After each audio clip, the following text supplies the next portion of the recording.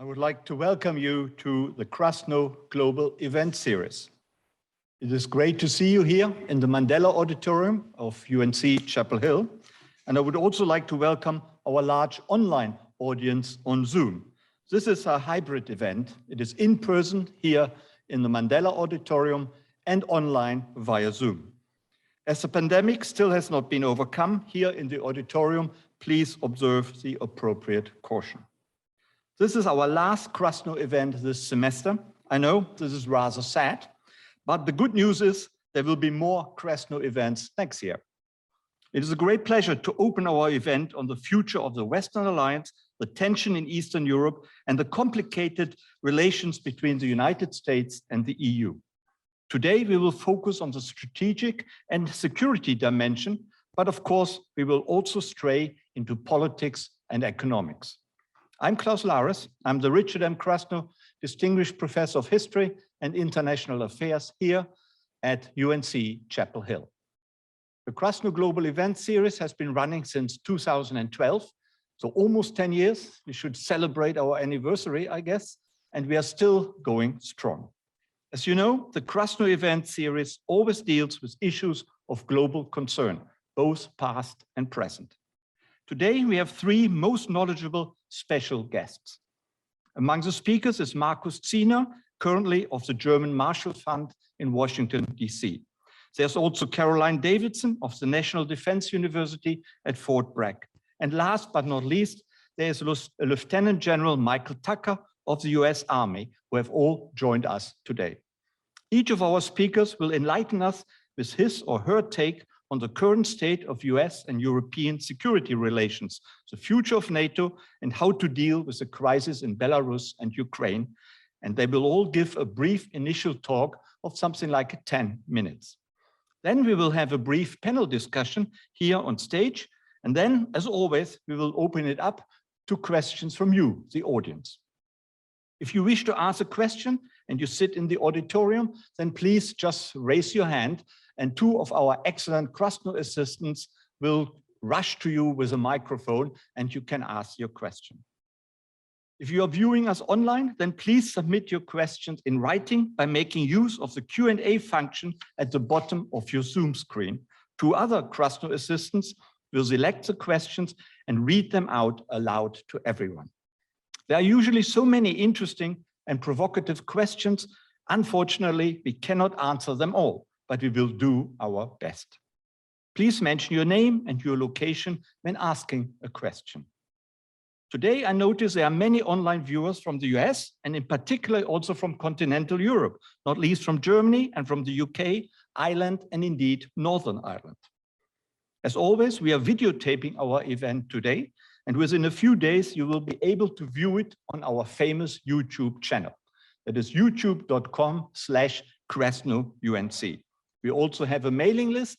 If you're not yet on our mailing list, then please let us know, and we will be more than happy to include you. Final word, I would like to thank my excellent Krasno assistants. Without them, the event would hardly be possible, and they have been most helpful throughout the past academic year. And as they promised, they will also help and support me in the future, which is greatly appreciated. Ladies and gentlemen, it's a great pleasure to welcome you today to our Krasno event at UNC on countering hybrid threats, the United States, Germany, Russia, European strategic autonomy, and the future of the Western Alliance.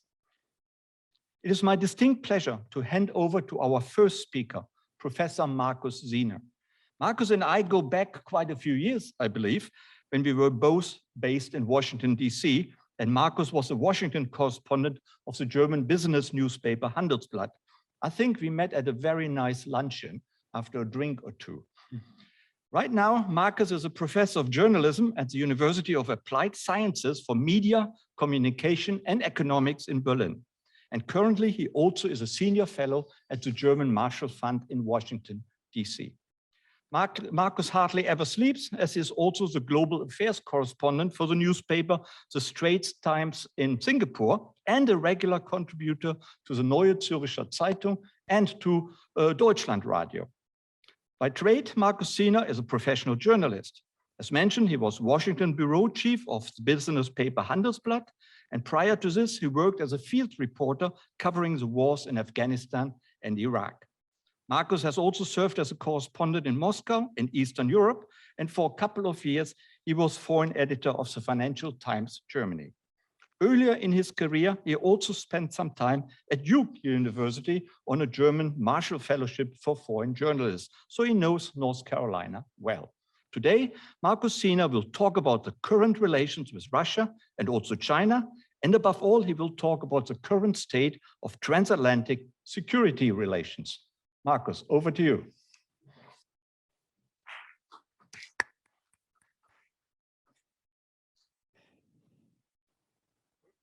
Yeah, thank you very much, Klaus.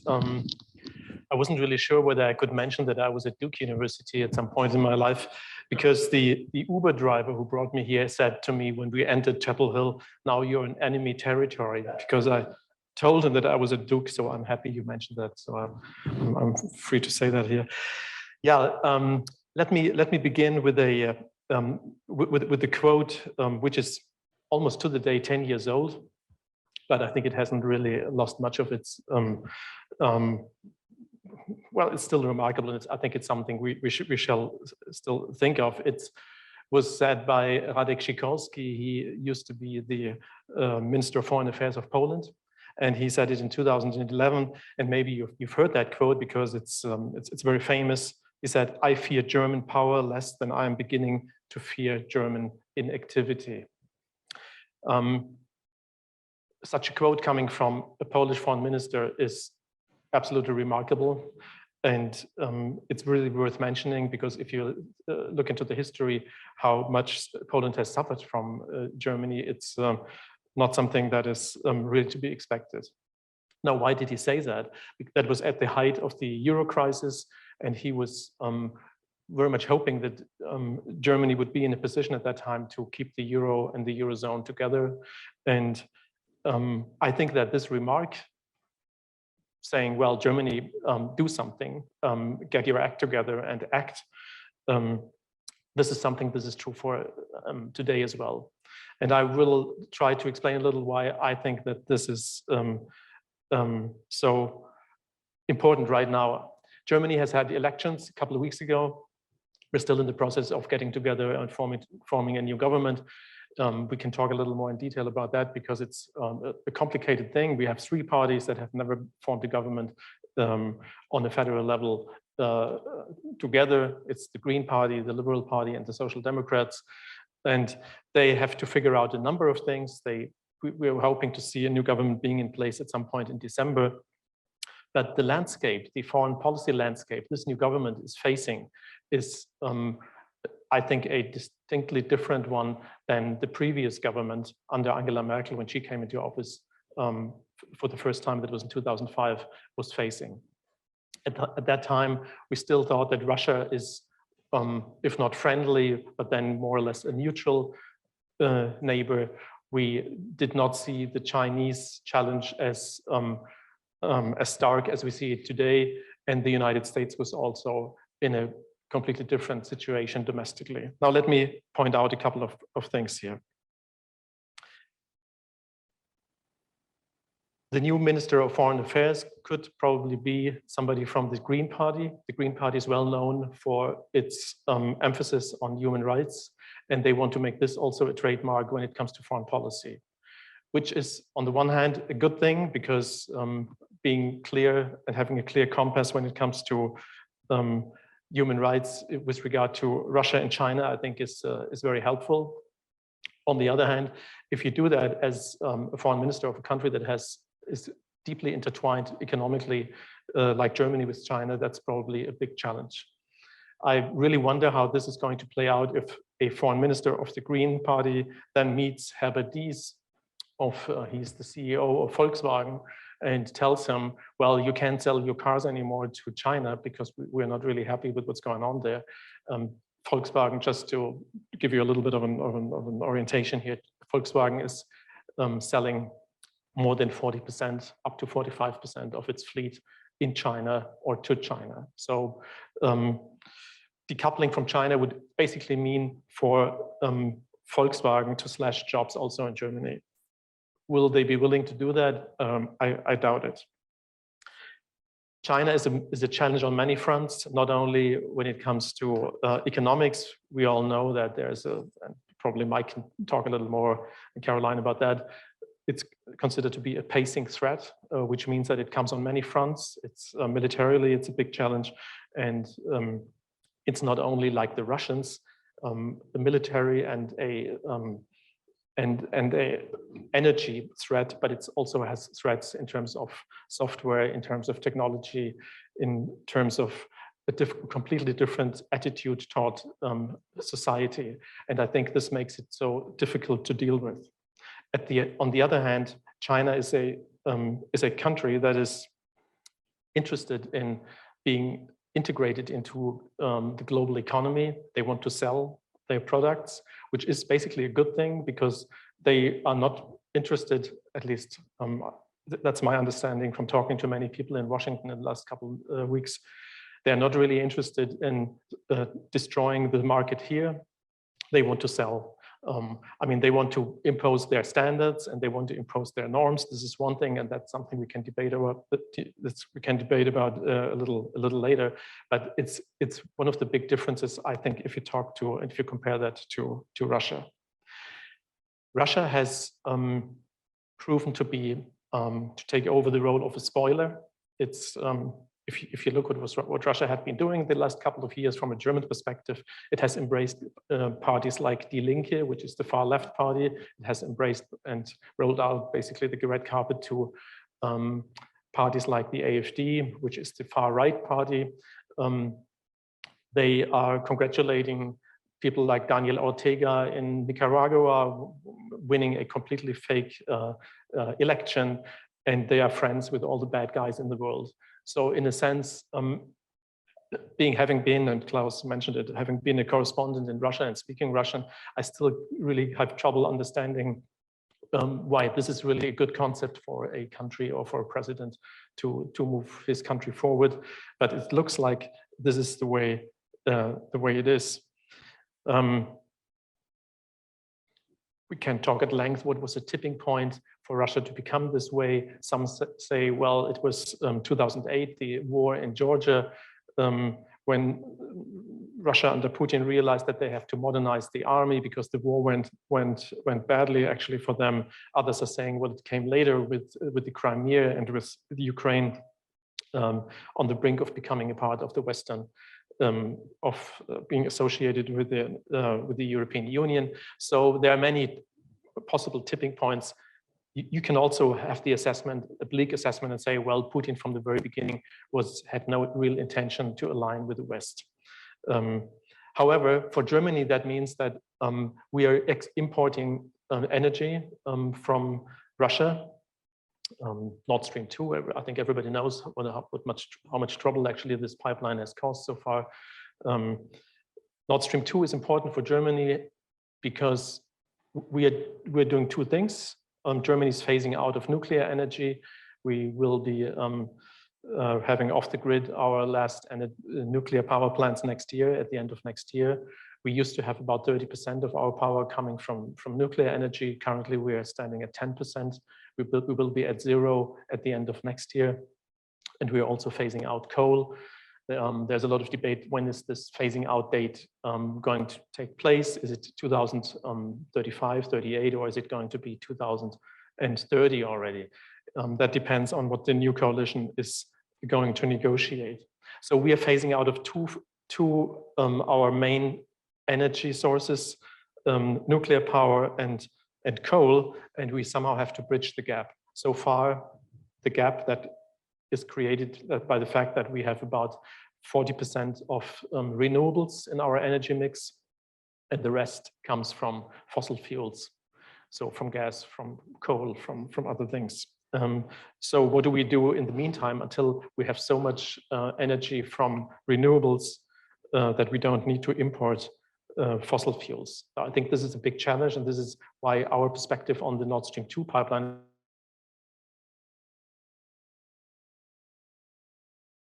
as a personal remark, I myself also wasn't a really big fan of the Nord Stream 2 pipeline, but I had my mood turned a little and changed a little the last couple of years when I saw how Donald Trump was actually lashing out against Germany, because I thought that was an interference in our energy policy, and he probably vice versa wouldn't have liked to see it as well. So I think he did a disservice to the whole Nord Stream 2 debate. Anyway, I think the new government has, that's the prospective new government has a little bit of an advantage right now, because out of some legal issues, the new pipeline will not go into operation until the earliest would be summer next year. So they don't have to really deal with it, at least for the next couple of months, and they can concentrate on fighting the pandemic. Brings me to my third point here. When it comes to the United States, at GMF, we had a delegation from Italy just the other day, and the Italian representative was complaining a lot about what went wrong, and I don't have to repeat that here, whether it's AUKUS, whether it's the travel ban, whether it's the way the pullout from Afghanistan was orchestrated. We all know that, and I think it could have been handled much better. But I think what's the underlying issue, which is much more important, is that there's an erosion of trust. And I'm not sure you can fix that and you can mend that so easily. And if you talk to German politicians, they say, why should we align with the United States where we don't know if this country is led by some Donald Trump or somebody who is like Donald Trump in 3 years. So that makes very many politicians wary and say, well, let's be cautious. And why should we follow the American lead, for instance, on China, if our interest is a different one? So this is on this backdrop, you have to see that the latest news about whether Europe is changing its attitude towards security threats has to be seen. Josep Borrell, he is the High Representative of the European Union on foreign policy. He came up with a paper and with strategies called a Strategic Compass, and it's about having more military capabilities in the future. Now, many of you probably will say, well, we heard that song before, Europeans have to get their act together. Well, it never really happened. So why is it going to happen this time? I would argue that given the landscape, given the security landscape I just tried to point out, I think this is a different situation than we used to have it, and probably it should be a little bit more of a wake-up call and an eye-opener for the new government.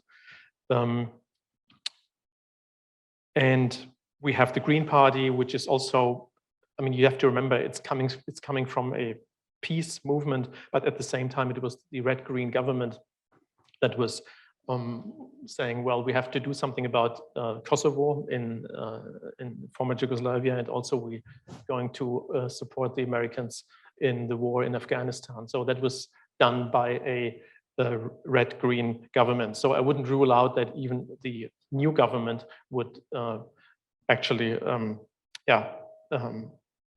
be bold enough to do something that's probably not really expected. It really depends on how we consider and how we perceive the threat.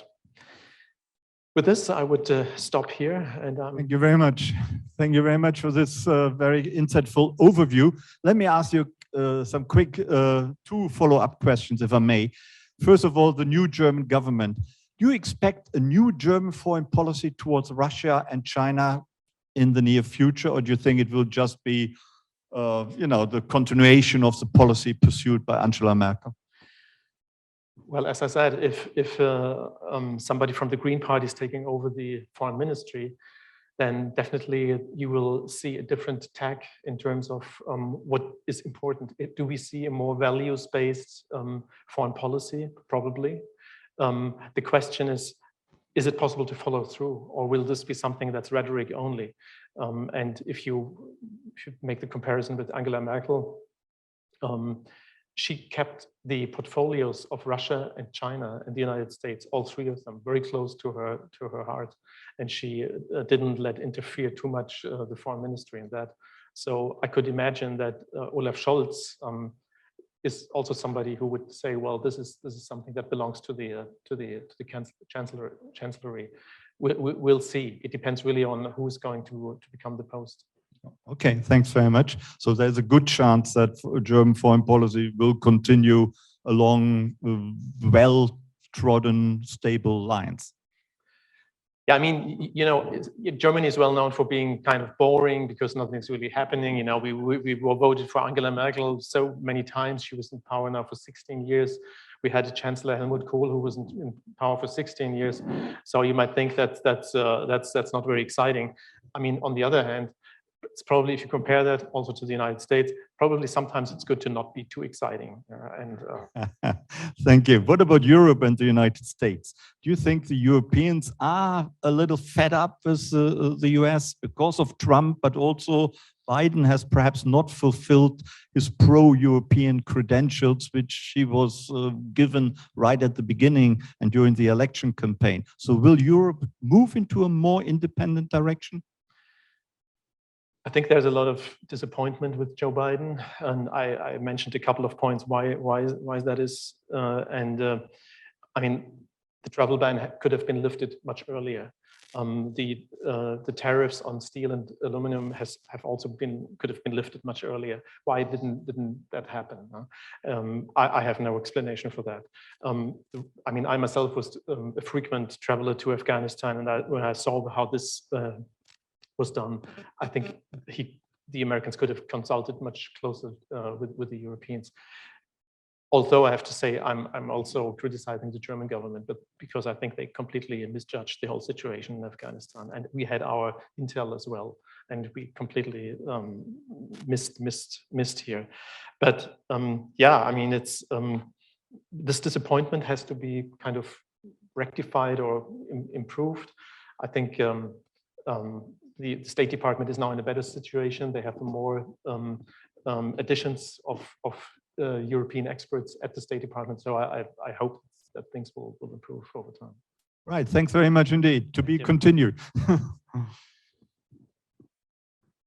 This leads us to our second distinguished speaker, and that is Carolyne Davidson. Carolyne is a historian whose research interests lie in the intersections between strategic and security studies, history and policy, particularly in terms of the concept of grand strategy, American foreign relations, and the history of the Cold War. Carolyne Davidson is an assistant professor at the College of International Security Affairs at the National Defense University in Fort Bragg, and she contributes there to the Joint Special Operations Master of Arts program. Carolyne designed and teaches themes in American foreign relations. She also teaches on NATO, the European Union, and broader European security issues, as well as the history of irregular warfare and political warfare. Before coming to the National Defense University, Carolyne held fellowships at Brookings in DC, Sciences Po in Paris, and George Washington University, again in Washington, DC. And Carolyne was educated at Cambridge University in the UK and at Yale Law School and the Yale History Department here in the United States. Today, Carolyne Davidson will talk to us about the crisis in Eastern and Central Europe, and not least about how European strategic autonomy might impact the interplay between the European Union and NATO. Over to you, Carolyne. Thanks for coming.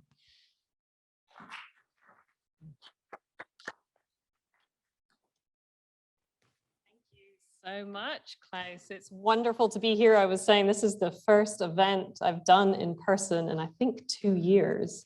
And it's great to actually see faces that aren't just on a screen and actually have a chance to see people and hear from speakers and be able to talk to them and not just hit leave meeting, right? At this point too. So I should say a little bit, the Joint Special Operations MA program, we're based out of Fort Bragg, but I know I have some of my students listening in today too, so make sure this is directed to my students that they ask the other speakers questions, not me. Yeah, but we have our JSOMA students participate. It's been virtual, sadly, recently, but normally we have them come to UNC and Duke and participate in events, because it's such a worthwhile experience for them to be able to talk to undergraduate and graduate civilian students. And likewise, to make sure that the civilians just up the road here are able to see that these special forces guys are just as stressed about their final papers and everything else as well. So it really is a wonderful relationship, and I urge everyone who is here at UNC to make sure that if they're interested in working with students at Fort Bragg, that we can help facilitate that. We're going to have another exercise simulation, hopefully in the spring, and once that announcement comes out, I hope we'll get good participation from UNC students as well. All of which has nothing to do with strategic autonomy at all, so I should probably get on to talking about that, right? So I had a kind of Venn diagram in my head when I started to try and think about the structure for this conversation I want to have with you today. So we have strategic autonomy, or what Europeans prefer to call strategic sovereignty. We have this notion of hybrid threats, and we can get into what I mean by that term too. And then we have this NATO, EU, transatlantic, all three, right, collaboration intersecting. So where is the kind of juicy part in the middle that we want to get into today?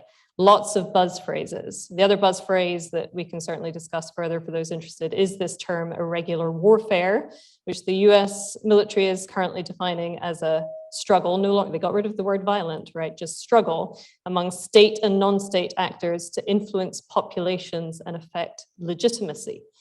And it's going to become pretty clear in my comments why I think we have to pay attention to that point of focus on the US side too. So I just said buzz terms. That implies some novelty, but you heard Klaus say I'm a historian, and therefore you'll be unsurprised to hear that I'm also going to press us to discuss what is really new here. What are the French going to do to antagonize the US next, right? What happens when superpowers want to avoid nuclear escalation? When do small states, and why do small states become disproportionately important in a balance of power when you have an era of strategic competition like we do right now? What's the impact of protest, propaganda, and narratives? None of that really is particularly novel, though I would, of course, encourage people to study history so we can learn more about those elements as well. What I do think is relatively new is the sense that the United States has no ready answer to the destabilization of the international system that principally stems this time, of course, differently from the Cold War, from competition that's being dictated largely by Chinese maneuvers. Nor do I think we have a really easy answer for, how we're going to react in Europe and how we're going to even react in the United States to Taiwan, right? This is the thing that we're still wrestling with, clearly. So what's the response going to be beyond AUKUS or with AUKUS to those regional security aspirations we're seeing manifest? I think there are still clear blurring and concern and vagueness over what we're going to do about Putin and the disruption he continues to perpetuate in Europe. But most importantly, I feel like we need to pay more attention to the weaponization of populations. And that is particularly clear that it's going to dominate, certainly in the short term.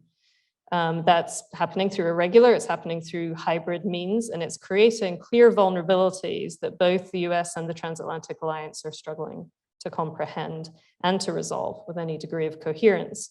And all of this turmoil is being felt in Europe in ways that are concentrating attention on the centrality of security in a way that I think is unprecedented since the Cold War.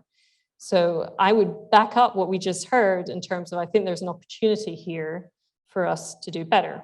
Right? This is different. Yes, a lot of this sounds old, but the security environment now seems to offer an opportunity to really concentrate attention in a way that I do think there is an opportunity to really see some significant change, particularly on the European side. So yeah, I mean, it's a beautiful fall day in North Carolina. I can't be overly pessimistic. I do think we're going to see a period where NATO's utility is going to become clearer and more pressing to the US.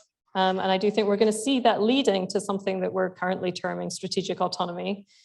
And that's not going to be just about a French effort that's going to lead to alienation of partners on both sides. It's actually going to be much more oriented toward that very unpopular term, but relevant term, a division of labor. I do think we're going to see the US giving NATO and the European Union greater latitude to act even if there's still some reluctance to do that. And I do think we're going to see more collaboration in other parts of the world using NATO as a platform to do so as well. Because while the US becomes more focused on the Pacific, NATO and the EU are actually probably going to benefit from some benign neglect from the US. Most of all because of the increased self-reliance, which is probably a better term to use than strategic autonomy that neglect could provoke. But I do want to emphasize here, neglect does not mean disengagement, right? We're just seeing this evening that there's a whole lot of attention going to the fact that we still don't have a US ambassador to NATO. It's pretty clear that process needs to go on, right? We need to have, it's really imperative that we have a US ambassador to NATO sooner rather than later. Okay, so I've got another framework I'm going to offer you here. I think it's very easy. I want to make a distinction between cooperation and collaboration, right? Cooperation is simply where everyone is kind of going along, whereas collaboration implies a degree of deeper engagement. So collaboration should happen within NATO and across NATO and the European Union and across the Atlantic, primarily as an effort to balance Chinese influence. I'm really sympathetic to an argument some of you have probably heard from Sandy Vershbow that he made recently, that strengthening the European pillar within NATO with a recalibrated Berlin Plus, which is a toxic term, but I think is still worth visiting, like arrangement where we have some degree of flexilateralism, it's another good term, flexilateralism, to use NATO assets under European leadership. That just to me it's common sense, right? We need to get past ourselves to make that happen. And additionally, what's being termed by others as a poison frog strategy specific to China, we could see really happen if we advertise collaboration, deeper engagement, working together. Advertise it in bright colors to make sure that China and Russia really understand that challenging the balance of power is going to have limits in terms of what the US and NATO are willing to accept. So this argument, of course, gets back to the very foundation of NATO and much of the rhetoric that Jens Stoltenberg emphasized when he commissioned the NATO 2030 report.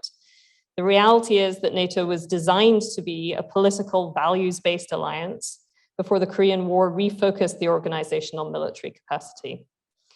And that meshes neatly, in my opinion, with the desirability of an acceptance that smaller groups within NATO should adopt the EU approach of being able to act autonomously from the rest of the alliance, provided consultation happens first. Trust is going to be a really important part of all of this. And I actually do have the sense that the US stepping back is the best way to build that trust, even though, of course, we're going to see some concern that that might signal disengagement.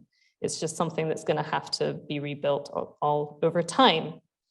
None of this is going to be a quick fix. And that's going to be a challenge as well when people want to see quick results.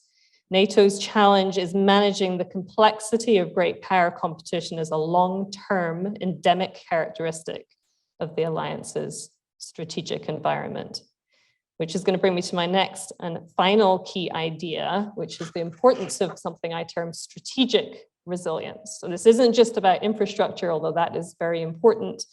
This concept is political, population-centric resilience. Our societies on both sides of the Atlantic have to be able to absorb shocks in terms of pandemics, supply chain crises, energy crises, internal political challenges, even minor terrorist attacks. That at the moment can make it seem more like everything is coming apart at the seams, and we need to manage that impact. I like to think about it in terms of, I'm speaking to people who are too young to know this, but there's a parenting book called Grit. It's about developing grit, right? The ability to bounce back from crisis and even to use crisis to actually formulate something better. NATO has to view the return of competition with a view to the long game. Much as in the early Cold War period, there was a disappointment that NATO was necessary after the Allied victory in World War II. It was also understood by US decision makers to be the best means to manage European security in a bipolar world over the long term. And the resilience of the alliance area in the face of competition for territory and ideological influence rested heavily on a political NATO favoring cooperation and even collaboration over coercion. So last thing I'll say, I read a quotation the other day suggesting, this is a direct quote, the deepest danger the US has faced was nostalgia for the patterns of action that were appropriate when America was predominant and Europe impotent, creating an obstacle to the creativity needed to deal with an entirely new situation. The writer of this statement was one Henry Kissinger, and the year was 1965.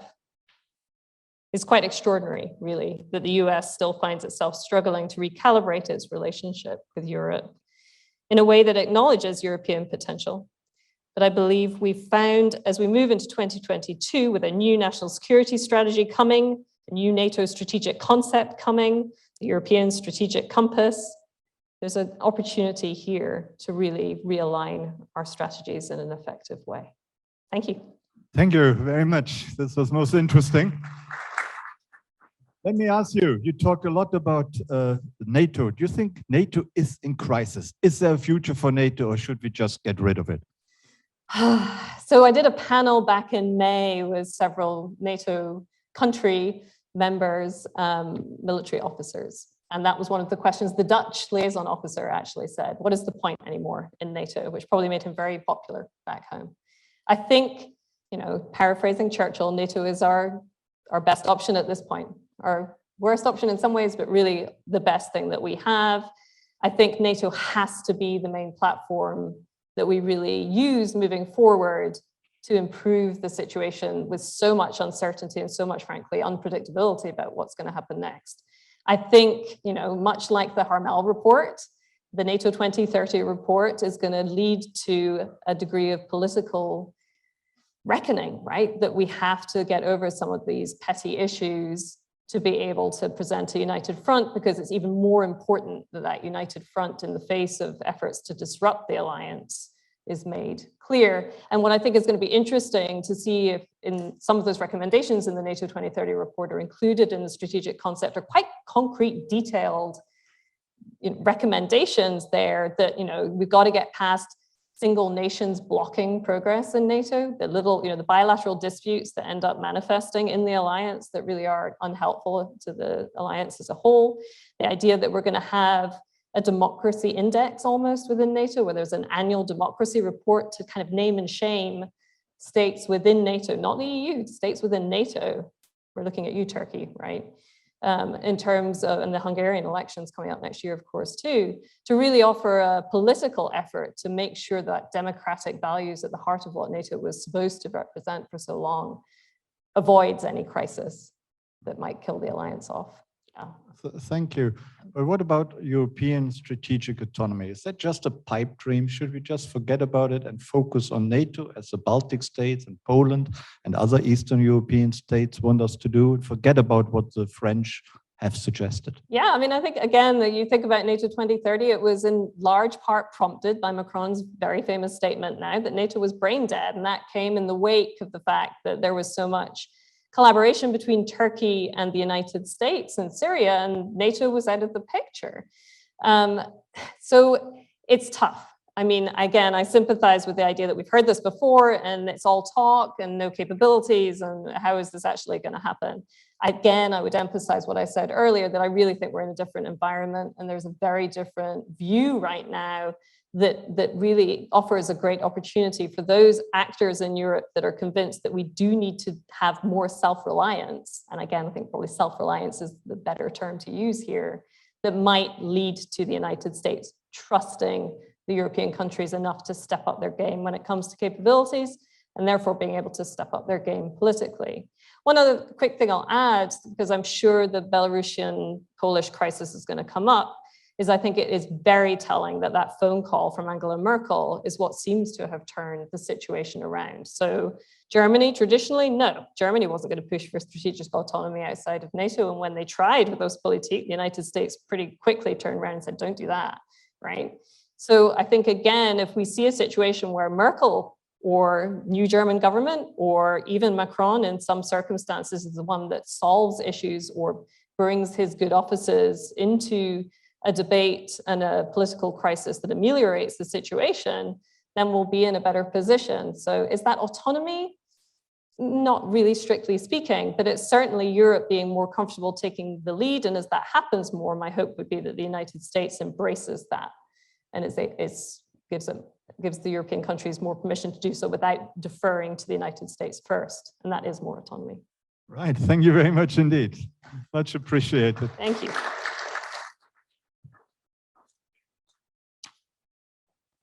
This leads us to our third and final speaker. And our next distinguished speaker is Lieutenant General Michael Tucker, who is a retired US Army general.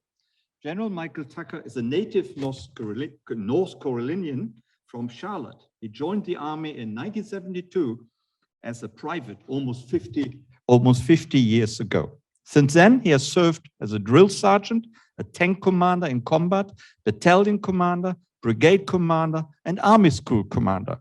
He also was deputy director of Walter Reed Army Medical Center in Washington, D.C., commanding general of the 1st Brigade, 1st Armored Division in Friedberg, Germany. And he told me just before our event that he spent over a decade in Germany altogether. That is a long time, and he speaks fluent Bavarian, as I could find out. He was also commanding general of the 2nd Infantry Division at Camp Red Cloud in Korea. And not least, Michael Tucker was commanding general of the 1st Army located at Rock Island, Illinois, from 2013 to 2016. General Tucker had many other key assignments in the Pentagon, in Germany, Korea, and of course in the United States. Too many to mention them all in detail. He also was a professor of military science at the US Military Academy in West Point. Mike Tucker has much experience about European-American military relations and about NATO. He also held many deployments abroad. He was involved in combat situations in Iraq, Afghanistan, and Kuwait in support of Operations Iraqi Freedom, Operation Enduring Freedom, Desert Shield, and Desert Storm. General Tucker has also received multiple distinguished awards and decorations, including the Distinguished Service Medal and many, many others. It is a distinct pleasure to welcome General Tucker here today. Tonight, Mike Tucker will talk about his impressions about transatlantic security cooperation, or lack thereof, based on 2 decades of experiences serving in NATO, both in Europe and in Afghanistan. He will then also point out the capability gaps and other potential issues facing today. And I'm sure he will tell us whether or not NATO today is still relevant or whether we should give up on NATO and get rid of it. Michael Tucker. Thank you very much for that introduction. I'm going to offer a perspective tonight from having boots on the ground. I want to talk a little bit about my personal history in NATO, which has certainly shaped my opinion. Talk a little bit about NATO capabilities, gaps and challenges NATO faces, some genuine concerns with NATO and that theater, and then some final thoughts. For 15 years, from the age of 17, so for 15 years from 1972, a 15-year period there between 72 and 91, I was a soldier assigned to 1st Armored Division, 7th Corps, United States Army Europe, guarding the sector from Coburg to Regensburg in what was called the GDP, General Defense Plan. And I think it's important that we reflect back on, we often throw the term Cold War around very loosely, but this was in fact what the Cold War was in definitive terms.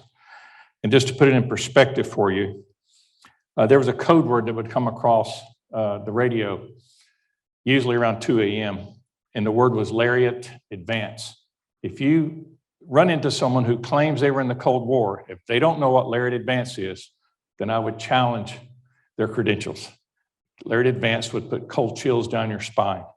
Lariat Advance was an unannounced inspection that occurred monthly, where teams from Heidelberg and NATO would come into your headquarters and begin taking notes on you as you began to mobilize yourself in what was known as a 2 hours to move from a cold start. So you're asleep at bed in your apartment in downtown Germany or wherever, and then 2 hours later, you're in your tank, it's uploaded with live ammunition, and you have deployed to a local dispersion area awaiting further orders. And I lived that for 15 years. Perpetual 2-hour notice to move. No more than 15% of a unit could be gone at any time. If you wanted to go back to the States for Christmas leave to see your family, you put in for that leave on the first week of January, or you weren't going to get it. That's how serious it was. A few other data points. None of our vehicles could be broken down. If a tank went down, it was fixed. If it went down on Thursday afternoon at 5 o'clock before a 3-day holiday weekend, you didn't have a holiday weekend. You fixed that tank. You had to fix that tank. Your fuel tanks could not be more than 1/4 of an inch from the top lip of the top of the tank, period. No exceptions. And when you rolled out, the soldiers would rush to the motor pool, mount their crew served weapons. We have live ammo on the tanks 24/7. Live service ammunition, unheard of these days. And when you turn on your headlights, that signaled that you were red con 1, ready to roll. And as a young sergeant and a young captain, more often than not, I rolled through the back gate of the motor pool, which I later had to fix with my tank crew, because someone couldn't find the keys. And the 2 hours was coming up. And we rolled over the fence many, many times. We conducted monthly reconnaissance up to our fighting positions on the East German border, monthly. And we would do that incognito. We would put tape over our bumper numbers that identified what units we were from. We'd be in uniform. And you went up to your fighting positions and you conducted reconnaissance. And if anything changed, if the Germans were working on a bridge, if a new gas station had been built, if a new home was being built, if a power line had been erected, any changes to the water, any changes to the highways, that was all noted. We had to prepare tactical plans to fight 5 to 1. Those were the odds against us. It shaped everything we did. Some people say that the army that fought the Cold War in Europe, which later, and in Christmas of 90, we deployed in 7th Corps to Operation Desert Storm. And the rest of that was history. But how did we get there? It's through this type of readiness. And there's not a lot of living memory of this left in our Army today, especially as we begin to recognize that we have to fight. For the last 25 years, we have not been fighting necessarily a peer competitor in regard to large-scale combat operations. Now we must prepare to do that. And we are finding ourselves going back to where we were in this period of time that I just discussed. And how are we capable of fighting a peer competitor in a land combat, in a maritime, and an air theater? Tank gunnery to us was religious. Every one of our tank crews had to destroy more tanks. You had to shoot outnumbered. There were tank engagements where you engaged 5 tanks in one engagement. And you had to shoot every one of those tanks first round hit. You could afford to miss one bullet on the 5 tanks and you could still pass an engagement. But if you didn't, you failed. Company commanders were relieved of command if he had more than 1 tank that did not qualify tank gunnery. And there were 15 tanks in a tank company. You had 1 crew that qualified, you were relieved of your command. And that puts a certain emphasis on how well you train for that. Another thing a lot of people don't understand is that we routinely train to emplace tactical nuclear weapons. That was the leverage should the tsunami get too great, we would have to use them. Now, every one of our tank platoons had 5 subsequent fighting positions that we knew like the back of our hand. I could drive those fighting positions in my mind. I could drive them in the middle of the night. I could drive them if I was in a full chemical kit. I could drive them in a rainstorm. I knew how to get to them blindfolded, and every one of our soldiers knew how to do that.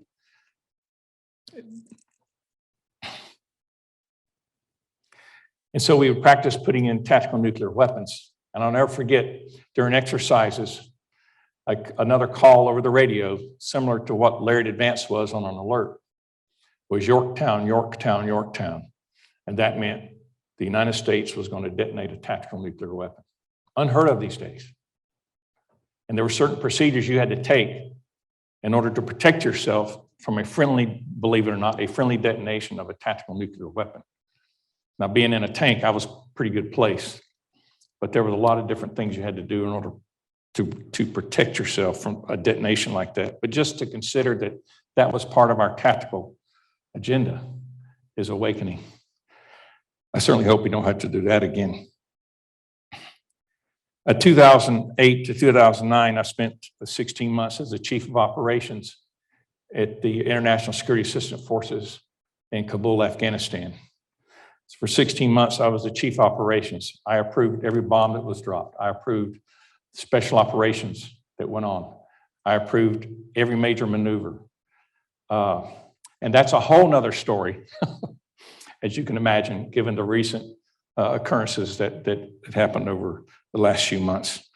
The whole situation in Afghanistan for me personally is something that's real, and I can identify with everything that we saw on the TV and in the news. But I think it's important that NATO was part of that. I think it says a lot about NATO, and I'll talk about that in a minute.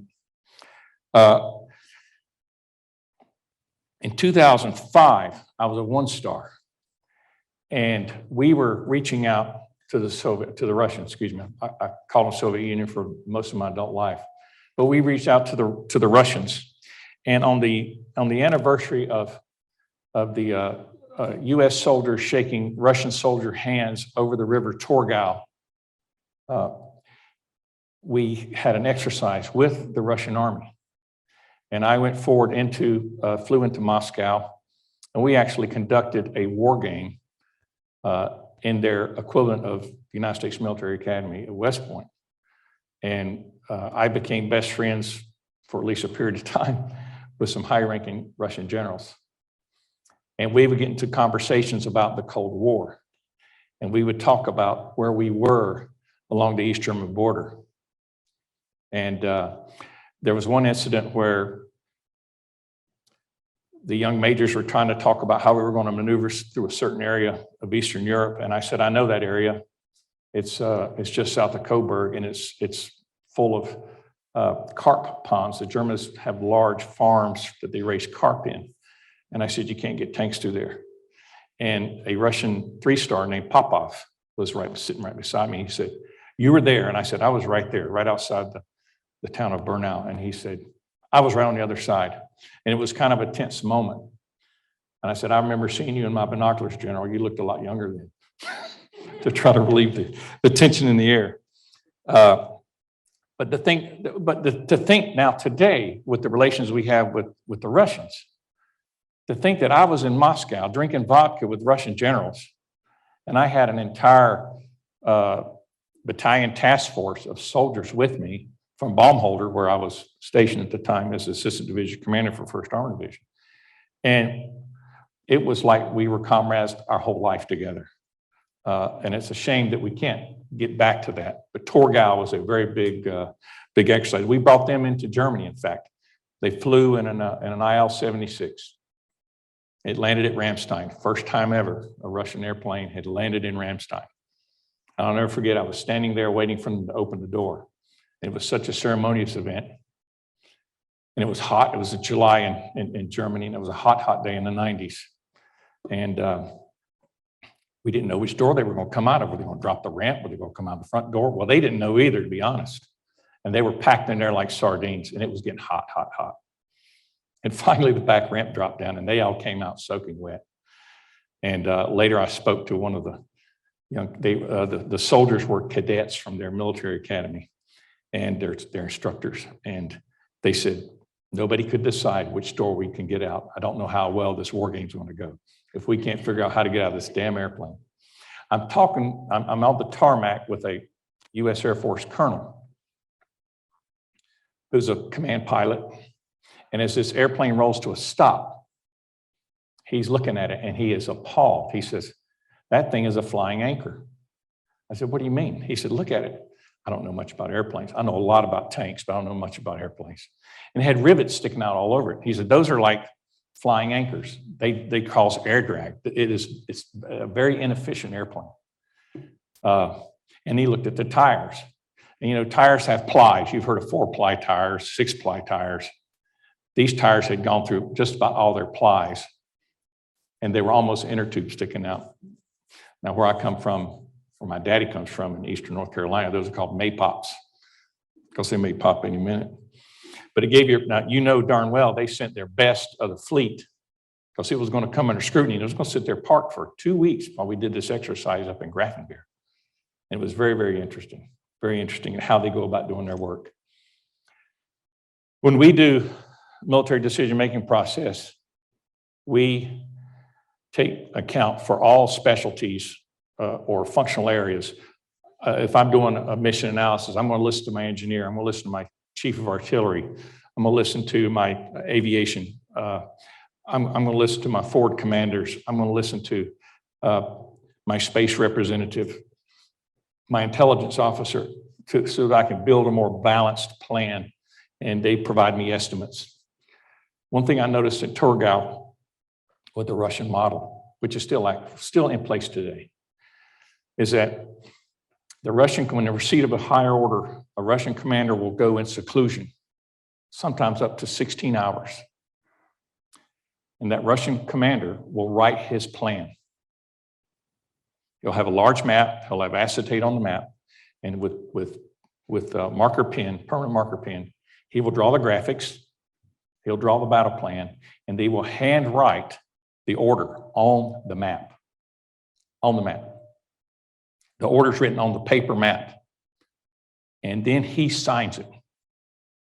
And that becomes a no kidding order. And when we came to a situation as we loaded our plan that we built in Moscow and we loaded into a simulation and we're in Grafenbeer, I was beginning to modify the plan because I was the US commander and he was the Russian commander. Well, we were allies against some bad people in Eastern Europe in the scenario. And I was sending a battalion of Apache helicopters to attack an independent tank battalion that was coming into a flank. And he said, "What are you doing?" I said, our ISR, our intelligence, surveillance, and reconnaissance picked up movement of enemy off to the flank. "Well, why are you maneuvering that against them?" I said, "Because they're moving there now." "How do you know this?" "Because we have UAVs that are seeing them." And he says, "Tell me more about these UAVs." But then he said, "They can't be there because they're coming from this way." I said, "Why?" He says, "Because the order says they are." And I said, "General, we have a saying in our army that the enemy gets a vote." So it became, a light came on that just maybe they don't know the enemy has a vote. And I would always want to fight with the Russians than fight against them. But I'm not sure they'd always be fighting in the right direction, to be honest with you. And that was just my own personal experience. You can certainly appreciate that when I went to Korea, and my headquarters is 26 kilometers from the DMZ, that I had a real appreciation, and this is in 2009, contrast to 1972, the GDP, layered advance.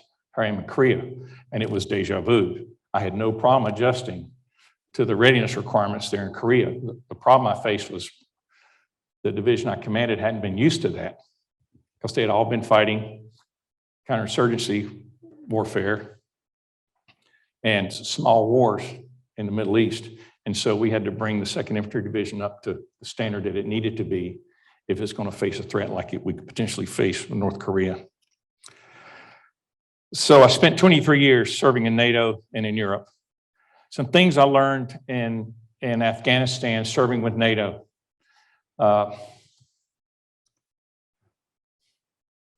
NATO countries have opinions, and you alluded to some of that, Caroline, and it kind of begins to manifest itself at a time when you really cannot appreciate it. Opinions are important. Opinions give you the diversity that you need to create a balanced plan. But there were countries in NATO who, for example, they had caveats on who they would medevac. They provided medevac helicopters, but they had a list of people who they wouldn't let on the medevac helicopter of other countries. They'd be bleeding out right there. They wouldn't let on. Okay, now we took that on, and when the ministers of those countries would come visit, General McKiernan, my 4-star at the time, would have a good, healthy discussion, and we usually got those kind of things fixed. Some of them go on holiday quite often, and that's vacation for us here in the States. they'll go on holiday quite a bit. And the 16 months I was there, I had some NATO country officers on my staff. They went on holiday 4 times in the 16 months. I went on holiday once in 16 months. And some of them will go on holiday and don't even tell you they're going.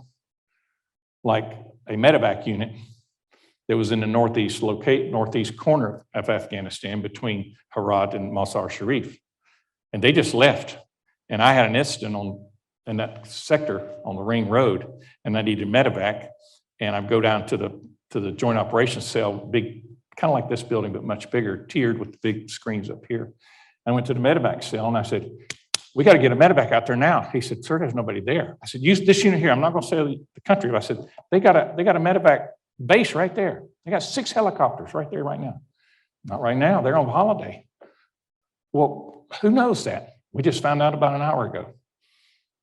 Those kind of things throw a wrench in your plans. And NATO could get better at that. And there's some other kind of incidents that came up, but I'll talk about that in detail in a minute. I've been a senior mentor for the last 5 years for the Army, senior mentoring division and corps level exercises. And we put them through a 14-day exercise that runs 24/7 against a near peer or peer threat. Back in 2016 to about 2016 to 18, we did North Korea. Everybody did North Korea. And then we just switched it. Now we're doing Eastern Europe. We're doing Eastern Europe against army that looks a lot like Russia, with allies that look a lot like the NATO allies, especially the ones that have recently joined the NATO alliance. And we do that in an effort to bring our army up to a level to where they can fight again in large-scale combat operations. And if you think about it, in Afghanistan and Iraq, the largest unit that we ever had in contact with the enemy, company, maybe a battalion, okay? In large-scale combat operations, you've got brigades and divisions in contact. And a daily loss rate in Afghanistan or Iraq would be maybe 1 or 2 soldiers, maybe 6 in a month. Now, some days were worse than others. In large-scale combat, you could lose 100 soldiers in the morning and lose 200 in the afternoon. And so the scale is beyond what you can even imagine. And so NATO is struggling with how to get back into this large-scale combat operations construct. But they got their eye on the ball. And like I said, I spent the last 5 years as a senior mentor to the commanding generals of divisions and corps, going through these crucibles as a coach to them in order to help them see themselves, so to speak. So NATO's 72 years old, and they haven't had a major conflict since it was established in 1949. And it kind of falls under the rubric of, if it ain't broke, don't fix it. Now, it's got barnacles, it's got blisters, it's got things that need to be done. We'll talk about that. But the concept, I don't think anyone can deny that the concept is not a bad concept. If you're interested in this book right here, and I'm not getting anything on sale this book, but this book right here is phenomenal. Now, I was a Cold War soldier on the ground when the wall came down. I didn't know how the hell that happened.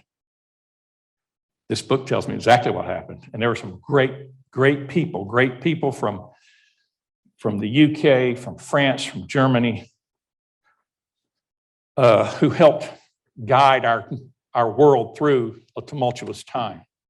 And so NATO is the longest military alliance in history. It's maintained peace in Europe since 1949, which is historically unprecedented.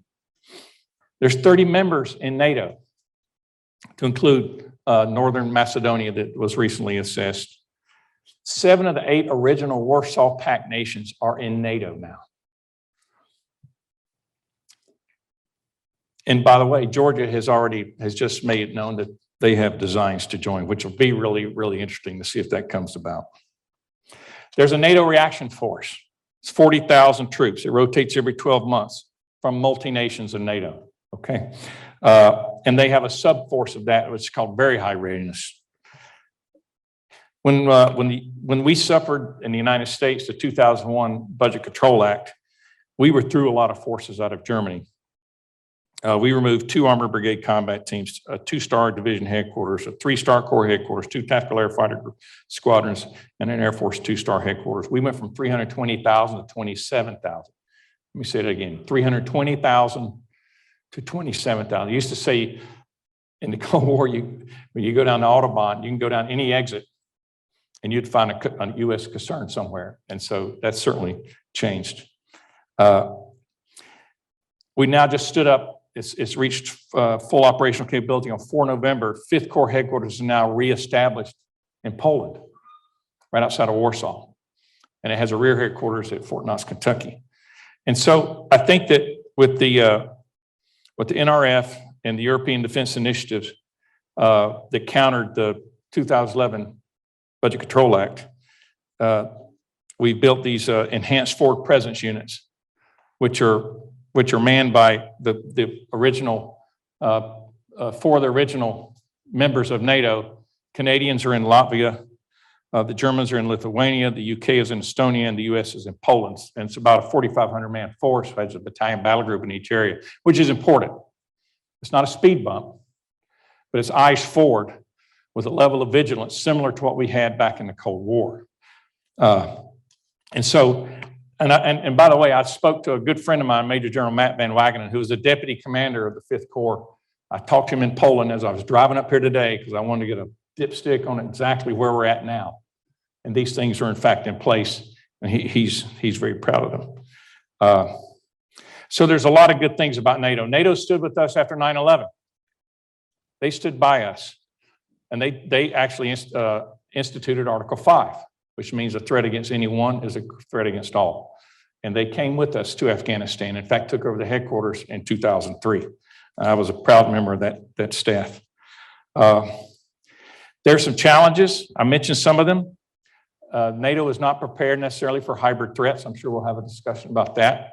The thing about hybrid threats, especially cyber, is that you have to be careful if you counter a cyber threat, then you just telegraph what your capabilities are, and that will be replicated in about a week.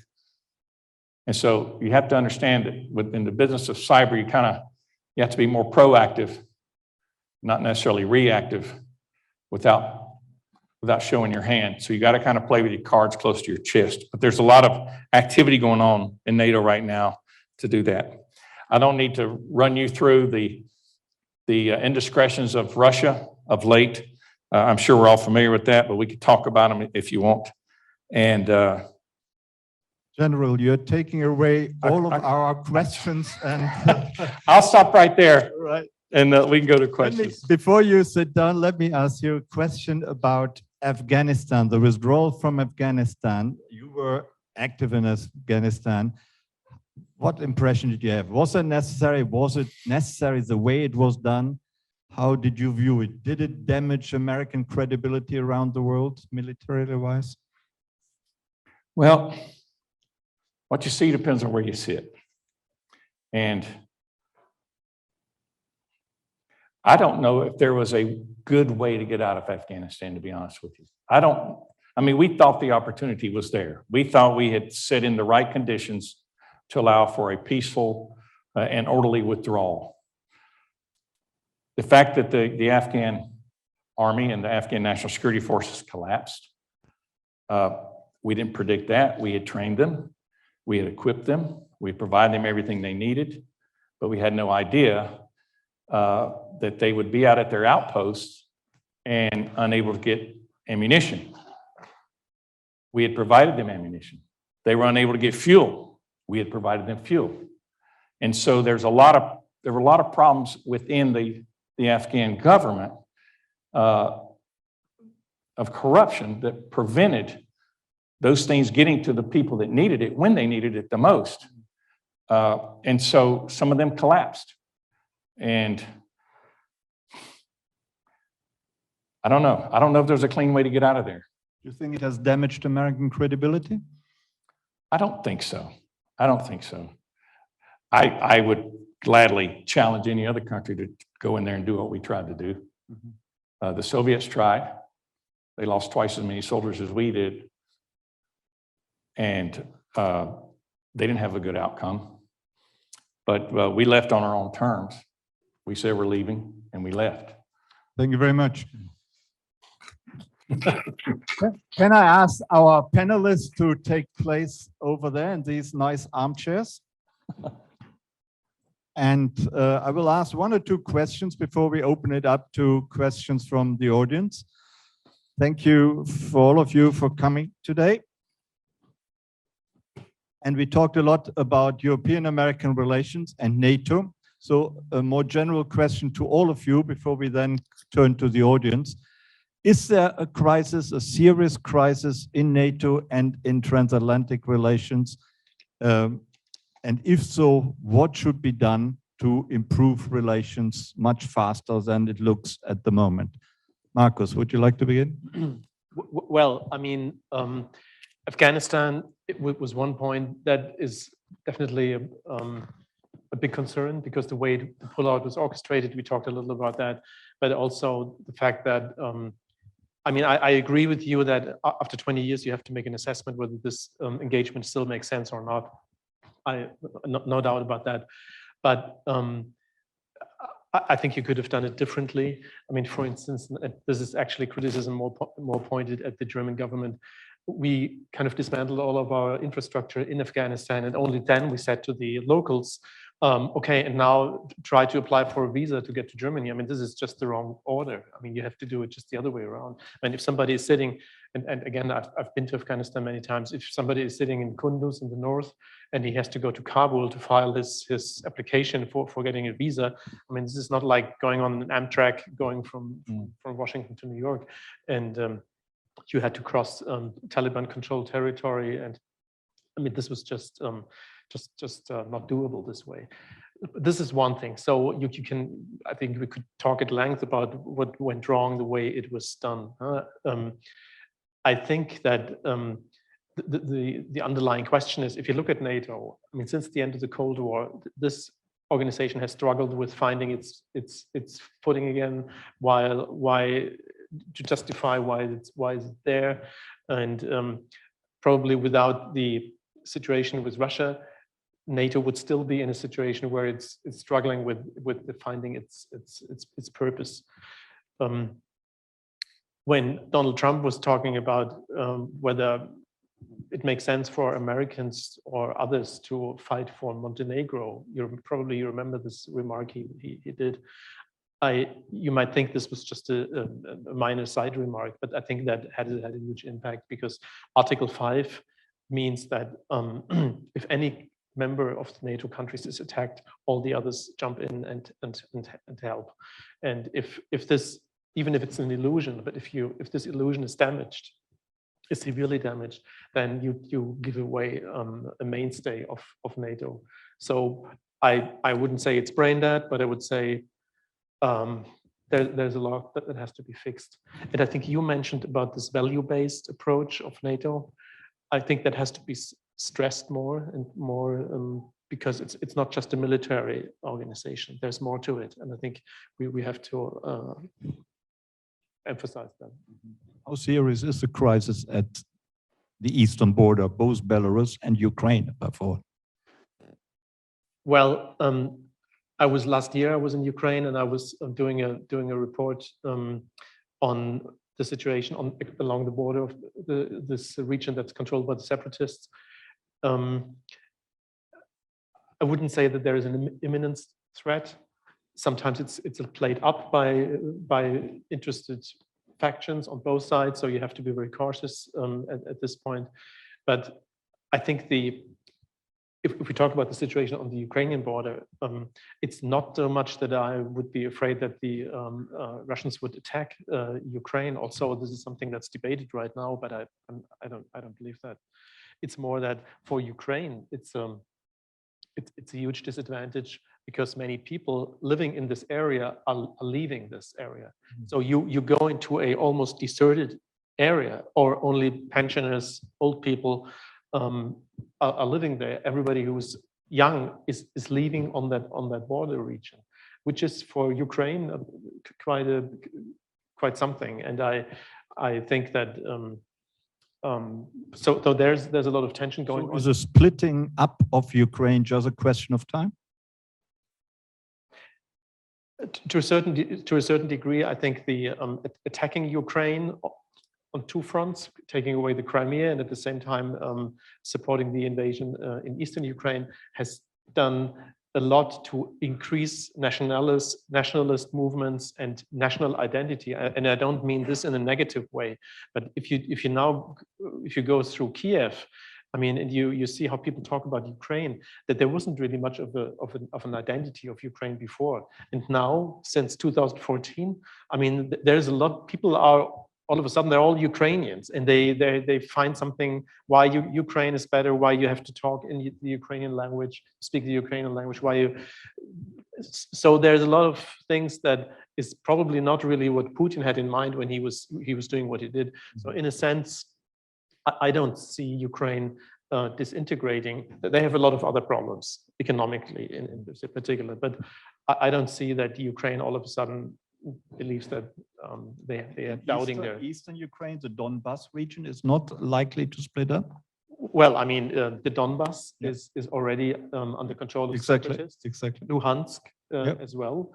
And I mean, when the war began in 2014, there was even a fear that Kharkiv, another major city, would be in the hands of the separatists. Luckily not. I mean, we could talk about why. Because some certain fractions within the Ukrainian army, right-wing leaning, very nationalist parts of the army, the so-called Pravi sectors, the right sector, actually they were helping out the Ukrainian army to keep that Ukrainian territory. However, this is heavy industry in Donetsk and in the whole Donbas region. This is an industry which is, on the one hand, essential. On the other hand, you know, if you look at Germany, how they have to deal with this heavy industry, we want to get rid of it. Mm-hmm.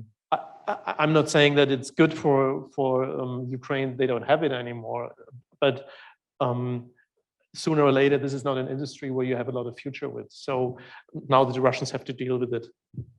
Good riddance. Thank you. I'm not sure the Ukrainians think like that.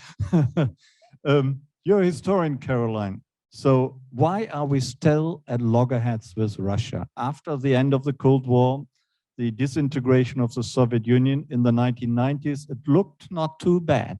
And then Putin came along, you can say, and it all went into the wrong direction. But it's not just the fault of Putin. Didn't NATO Eastern expansion has a lot to do with it? So did the West overplay its hand? What is your explanation? Yeah, I mean, this is a tough one across a number of fronts, right? To what degree can we say that anything is down to one single individual versus one single charismatic leader being able to tap into a national sentiment that they can also weaponize in a population to use to their own advantage? That's one of the things I would say on Ukraine, right? That we're perhaps less concerned about the country specifically, sorry, Ukraine, but in terms of the techniques that are being used there, that clearly is sending a signal across NATO that these types of techniques are just something that we do not know how to handle in the context of hybrid warfare. So why can we still not get along with Russia when there was that kind of golden age? It wasn't even an age, it was a blip, right? If we're being honest about it. You know, you want to go back to de Tocqueville and just talk about geopolitics and the fact that there are two land masses and the ideological bent therefore ends in a point of friction? Probably not. But I mean, I think there definitely is a degree that we have to also look at the fact that Russia was feeling insecure in the wake of the Cold War environment. I mean, that encirclement, Josh Schifrinson has written a lot on this, of course, but it clearly was a sensibility, whether the United States designed it that way or not, that Russia felt encircled. And it shouldn't have surprised us, therefore, that when a charismatic leader came into power, that he felt that one of the ways he could sustain his power was to play on that insecurity.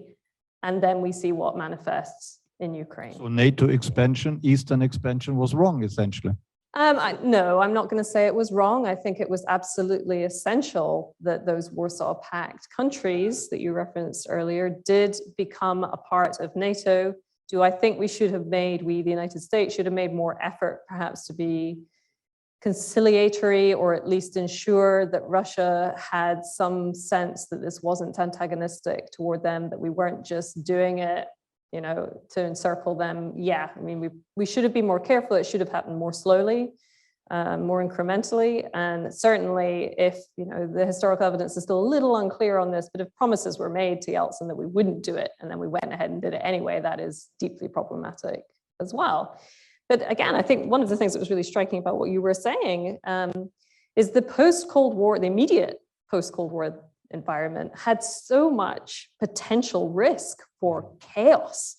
And I was saying this to my students this morning, when you look at the archival evidence, the back and forth with Margaret Thatcher in particular, saying, you know, this is a mess. How are we going to manage this? So the fact that it ended up being as bloodless as it was is really quite striking. And then that period of relative calm and peace in Europe in the 1990s in particular is very striking. Did we have a strategic vacuum that we should have been making more effort to be calibrating appropriately to ensure that relative peace was sustainable? Yes. Can I give you specifics on what I would have done differently? No, I'm not going to do that quite yet. Right, thanks very much. General, you mentioned the holiday culture among some NATO countries. If that is the case, and I've, of course, I've no doubt what you said, but if that culture is so different within NATO, is NATO the future? Shouldn't we more rely on the Europeans setting up their own military capabilities rather than putting all the eggs into the NATO basket? Well, they certainly have every right to build, design, train men and equip their own indigenous forces. I think most countries in NATO historically have had armies or militaries that were designed to, quote unquote, defend the motherland. You know, the NATO today, though, has taken, ever since we've seen the events of Afghanistan, they have taken on a more expeditionary mindset. Now that's identified a lot of shortfalls that NATO is addressing in terms of creating what we call in the military operational reach, so they can move intra-theater, and not of them didn't have that capability.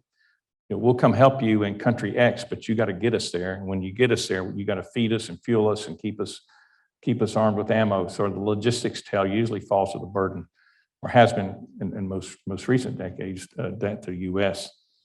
You know, in 1989, East and West Germany, that part of the world, it's an interesting fact out of the book there. It was the most heavily militarized area of real estate in the history of the world. 88,000 tanks, 63,000 artillery, 19,000 combat aircraft, 5 million troops.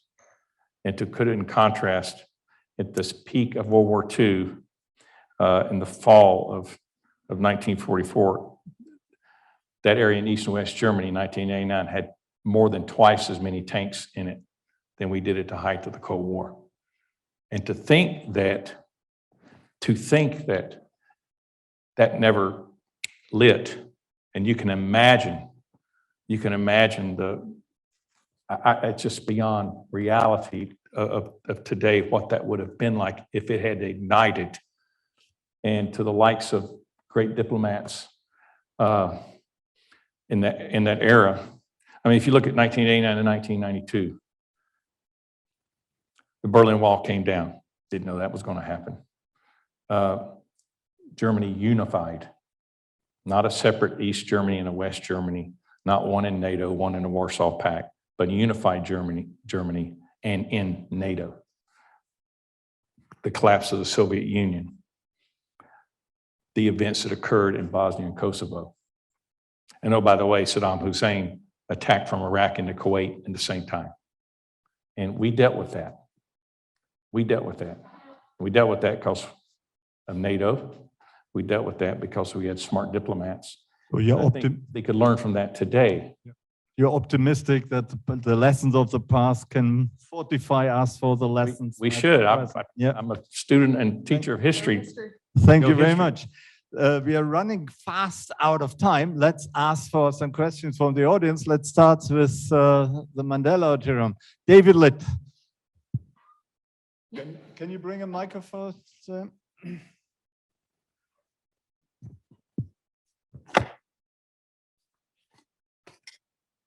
Thank you. David Litt. I'm a retired history major from the University of North Carolina, Chapel Hill. I'm not a student of Carolyne, so she actually does have to answer this. And I think it was she who said that, heck, the United States doesn't even have an ambassador to NATO. Some people would say, so what? If on the assumption that, I'd like to hear from each of you, does it matter to have strong diplomacy? And if so, what is one thing each of you would do to enhance the power of diplomacy and utilize it as a tool? What's one way that each of you would utilize diplomacy to improve our situation? Thank you. Carolyne, that's for you. And I'm conscious of time. Thank you for that terrific question, Ambassador Litt. You will be unsurprised to hear I'm very concerned that our diplomats, even in the wake of Afghanistan, have really taken a significant hit. And we really need diplomats and we really need an ambassador to NATO in order to ensure things like AUKUS aren't managed in a clumsy way, that there is sufficient briefing to the president so he knows how to ensure that bridges aren't burned in such a way that really detracts from the type of collaboration and diplomacy that we should be focused on at a really precarious time. So what is one diplomatic maneuver or thing that I would, and again, I'm going to speak for my students because they didn't ask me the question, but it's really striking to me in my classroom, my military students are the ones that say often, we need a stronger State Department. We're not trained diplomats. We need diplomats in theater with us to do the diplomatic piece because we're conscious of not having that training. So, I mean, I would just say, I'm talking about special forces students, of course, who are often in embassies and they're aware of that. So getting better partnerships, particularly between special forces and diplomats, and making sure that there is a good understanding on this concept of, again, what we call irregular warfare that then turns off a lot of State Department people because that term warfare is in there, that there's better understanding from both sides on the fact that working partner capacity, particularly in the wake of the mess, frankly, not the withdrawal acceptable, the way we left our partners behind, unacceptable and hugely damaging. That has to be repaired. The best way to repair it is through diplomacy with close trust building work in smaller countries. Thank you. That was not short, I apologize. Markus. Well, diplomacy can only work if you have people who are actually as diplomats really in effect and are in operation. I mean, we know that how many ambassadorships have been 6, so many? Oh, well, I thought it's 1 or 2, but anyway. So, and I think that and I'm sorry to say that here, but I think the United States has the system of awarding ambassadorships to donors instead of diplomats. I don't think that's a very wise thing to do. And we ended up also having donors as ambassadors in Berlin. I'm not sure that this is a very good thing. So this is the one point. But when it comes to diplomacy, let's just look a little bit at what's happening with Poland and Belarus. Angela Merkel, I think she talked 2 or 3 times with Alexander Lukashenko in the last couple of days, one has to say. Now, what's happening? Poles are completely unhappy that Angela Merkel talked directly with Lukashenko because they say now the Germans again are talking over our heads and they're making some dealings with them, and we are not involved. I don't think that it's that way, but and on the other hand, you just pointed out actually that Europeans have to take things in their own hands. I mean, we have a problem now currently on the Polish-Belarusian border. Europe is now acting. Now it's getting criticized for acting. I know it's a fine line, and having been in Poland so many times, and you have to be very wary and careful what you do when it comes to Poland, given our history. And so, I don't know, Radek Sikorski, I quoted him in the beginning of my little speech here, actually encouraging the Germans for being more active. That's not, I mean, he's a more centrist politician. Now we have a more right-wing government in Poland. It's a fine line. Diplomacy is something that is, to your question, is it requires a lot of skill, and you have to. You can also do a lot of damage if you don't know how to do diplomacy in the right way. So are you saying Merkel didn't know how to do it? No. I mean, I think if she's now, I mean, the debate now is what did she grant to Lukashenko in order to make this crisis go away, or at least to ease the tension? Because that seems to be what's taking place right now. I don't know. I don't know what she talked with him, but there's always speculation that there is always a deal involved, and I simply think I think it was good that she did something, because this is unbearable. We're running into winter. It's freezing. It's getting freezing cold out there. If we have scores of people dying in the cold, then we have a huge problem. This had to be solved. I hope she did not give away anything of substance to Lukashenko, but at least she acted. Thank you. General, do you want to come in? Well, real quick, I think that I mentioned earlier that what you see depends on where you sit. If you look at how Thatcher, Mitterrand, Bush, Gorbachev, Thatcher all worked during that tumultuous time between 1988 and 1992, it was characterized by constant and routine face-to-face conversations. If you understand where someone else stands on an issue, you understand what their concerns are, then you can better address them or not address them, but at least you've had a discussion with them and you understand from where they're coming from. And when we find ourselves not speaking to potential adversaries and not speaking to them often, then we're probably getting into a dark, dark area that's not going to get any better. So we should be reaching out. Thank you very much. Let's go and have an online question. Pete, you want to ask the first question? Of course.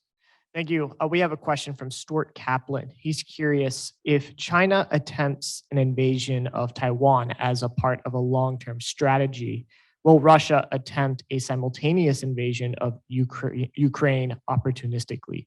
And we'll offer this question to Ms. Davidson. Mentioned Taiwan in my comments. So, I mean, this is a legitimate, serious, very grave concern. In and of itself, Taiwan is a legitimate concern. I don't think we can write off the fact that Putin would do anything he could to capitalize on the United States being consumed by the Pacific, right?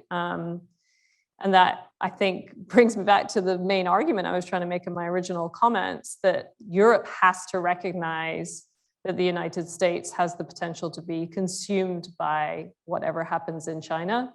And that, yes, it's not like you can write off the credibility of the United States to counter or be consumed by an operation in Taiwan that then leaves them completely unable, because we don't have the type of troops in Europe now from the US side to be able to rely on the US to mitigate any opportunistic crisis, not just in Ukraine, but even more widely than that Putin might decide to provoke.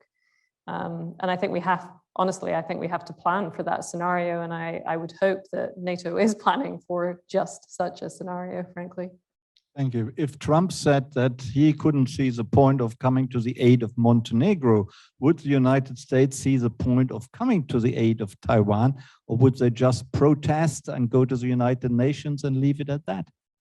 I think that's another really difficult one to answer. I think this is the perennial question of American reputation, right? I think when you have a defense treaty commitment to Taiwan, you cannot conceive of how you would not help should an invasion occur. It's not just Taiwan, it's the United States in the world, and it has to be understood as such. For those interested in this question, there's a really interesting RAND exercise that was run, I think it was run, on this scenario. And it's really interesting to see, again, the main issue to Ambassador Lutz's question was, if tensions escalate in Taiwan, how do we ensure that going for the big guns, going for the military option first isn't the default, because that feeling of panic and the need to respond immediately. So again, this is the nature of the strategic environment that we're in right now. I think it's more likely that we would see an incremental approach to Taiwan, and that the United States would have to try and resist the temptation to escalate up the military chain really quickly. But it's also hard to understand what other options and how hard it would be to calibrate other options. Thank you. What do the Europeans think? Would the United States act in a military sense or not? Well, the people I talked to in Washington, they are saying that the US is not capable of being present in two theaters at the same time.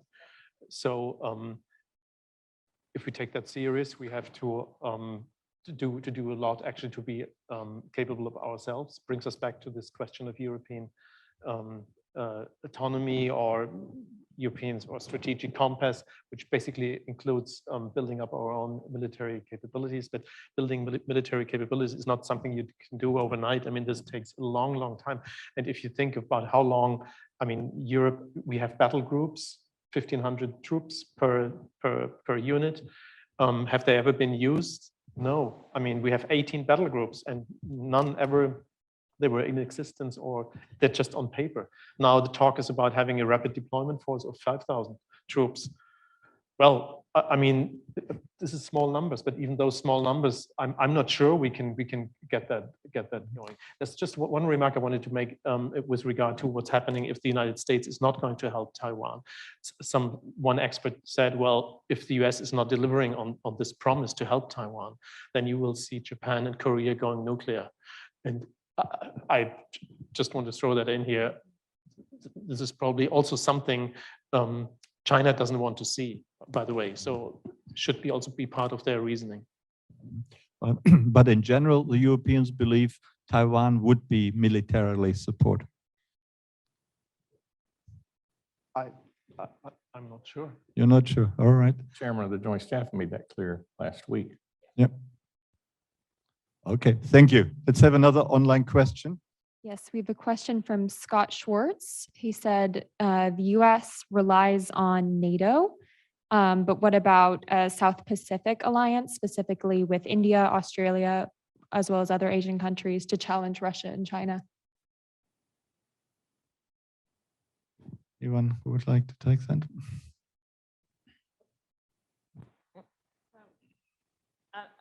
I'll just say something really quickly, and again, that it's a tired trope that we hear that what we need is a NATO in the Pacific, and that is a trope. Of course, we have the spoken hubs alliance structure there instead. I do think AUKUS is really interesting in that regard, and again, I think this is another situation where we see that the degree of understanding of the potential threat is encouraging other countries in key regions, whether it's the Pacific or in Europe, to further their cooperation. Then the key question becomes, to what degree is the United States actively engaged in that cooperation, both on a military and a diplomatic front, right? Because the United States doesn't like the idea of alliances forming with outside of its input. The Quad is, of course, the really interesting additional example to that. So students of alliances, pay attention, because there's lots of really cool stuff going on that is of course more emotional than I'm leading you to believe from an academic sense, but it's definitely worthy of attention. And I hope there are students out there that are giving it close attention comparatively, as well as specific to specific regions. Let me be devil's advocate. So when you talk about AUKUS, that kind of submarine nuclear alliance between the US, Britain and Australia, was that really sensible? It provoked China, it antagonized the French and the other Europeans, and it will only be working in 2014. Before that, the Australians won't even get any nuclear propelled submarines from the United States. So is it worth the effort? So this is what's really unfortunate about the way that it was handled, because AUKUS is about far more than just the submarines. Originally, it really was planned to be much more about a partnership in the region. And because of the way the submarine issue was handled, everyone thinks about it being just about these nuclear propelled submarines now. Was that a really significant part? Yes, given that this was Australia's single biggest defense contract ever that they initially had with the French, that's a really key part of it. And the fact that what we really need to focus on is that Australia is making those kind of investments for the long term. That they decided they needed nuclear propulsion rather than just conventional because of the fact that they know their biggest threat is going to be coming from China. So I think it was worth it, but unfortunately, the way it was handled was potentially, at least in the short term, going to have negative consequences, but in the longer term, I think we'll see the benefits of that alliance, and I'm glad it happened. Thank you. What's your view? Yeah, I mean, there's not much to add here. I mean, I guess it was handled badly, but I think as Afghanistan, it was the right decision to pull out of Afghanistan to free forces for other theaters, for other things to do, and also Nord Stream 2 was laid to rest, basically to have more peace with the Germans and have them on board on China. I'm simplifying a little, but probably this is one of the reasonings behind it, and the same is true for AUKUS, I guess. So the one thing is the actual decision, and the other one is the implementation of this decision. So I think that's two things. So that's why I would agree, as bad as it was orchestrated, I think this anger will go away at some point, because I think the strategic advantages will be bigger. But what's wrong with the United States? Afghanistan withdrawal was handled badly. AUKUS was handled badly. Many other things are being handled badly. Don't they have any good diplomats in the State Department or the Pentagon? General, what do you think? Why are these things so badly handled? I thought. Well, you know, people push the red button when diplomacy fails. And people like me have to get involved, or used to have to get involved. And, you know, it's back to the ambassador's great question about how can we do better at getting ahead of these, seeing these problems that are inevitable, and then getting ahead of them through diplomacy to try to find some means of mitigation so that we all could just get along. The area of the Pacific, the U.S. military has invested an enormous amount of time and resources in addressing the Pacific theater. We have a corps at Fort Lewis, Washington, near Tacoma. That entire corps of about 60,000 troops since like 2006 has been only earmarked for Pacific. We would not even put them into rotations into Afghanistan or Iraq. We earmarked them. Nobody, the rest of the Army was not happy about that. But we earmarked them for specific folks so they could focus on the Pacific. And then we have since stood up 5 security force assistant brigades, SFABs. We have one in Ukraine right now. We have built one of the largest training areas. It's bigger than Grafenwehr in the Ukraine. And they're in the Ukraine now helping train their forces. So we have boots on the ground that'll perhaps give us a little more of an early warning of something's going south, perhaps. And we have the same in the Pacific with PACOM armies and PACOM navies and air forces. So we have an engagement strategy to be out there working with them every single day, helping them train, helping them get access to the right kind of technologies. Because the Chinese and the Russian long-term strategy is the A2D2 aerial denial strategy to shut down the sea lanes and prevent our access. Thank you. Let's hope all of this is very efficient, more efficient than what we have seen recently. Thanks very much. Let's have another question from the auditorium here. Anyone who likes to ask a question? Yes, please. Here. Yeah, please. Sam, can you bring that microphone? This is for Professor Davidson specifically. Given that NATO obviously has a lot of strategic priorities going forward, from your perspective personally, what do you see as its most important strategic priority? And can it be something like a climate change issue? It's really great to hear someone finally mention climate change too. Yeah, because we got to add more to the pot, and climate change really does matter and is absolutely a security concern. I'll say that up front. I'm actually very sympathetic to, again, the impetus behind the NATO 2030 report being political cohesion. I mean, that to me just has to be the #1 concern for NATO. So yes, military capacity, absolutely. Are we going to get there without political cohesion and will first? No. So we have to try and work out both the bureaucratic and the strategic impetus behind getting more political coherence in order to then get people to immediately and longer term invest in getting that capacity. I've been quite impressed with what NATO is doing with the centers of excellence that they've developed, including the one on hybrid that's in conjunction with the European Union. And I also think something we haven't really talked enough about today is the degree to which we're seeing more NATO-European Union cooperation that is also just going to be instrumental to actually trying to operationalize any of these aspirations that we're articulating at this point. But we're going to get the NATO strategic concept. Let's hope that it is a rallying point rather than a bone of contention. I think Jens Stoltenberg has been a very good Secretary General, and I hope we can capitalize on his leadership at this point too. Thank you. Do you see another question there? Someone raised? Yes, please. The lady over there. Hi, this is kind of for all the panelists, but I'm curious as to if you think the Trump administration was the kind of like point of no return in terms of a different relationship between the US and NATO. And if not, is there another turning point that you think changed this dynamic in a way that we're seeing now where there seems to be this distrust, or is it like kind of an inevitable thing over time that was going to happen anyways? I'm very curious as to what you guys think.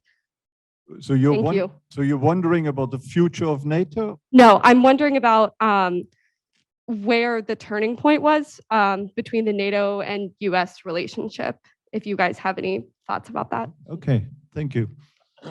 I think we saw some cracks in that relationship already early on.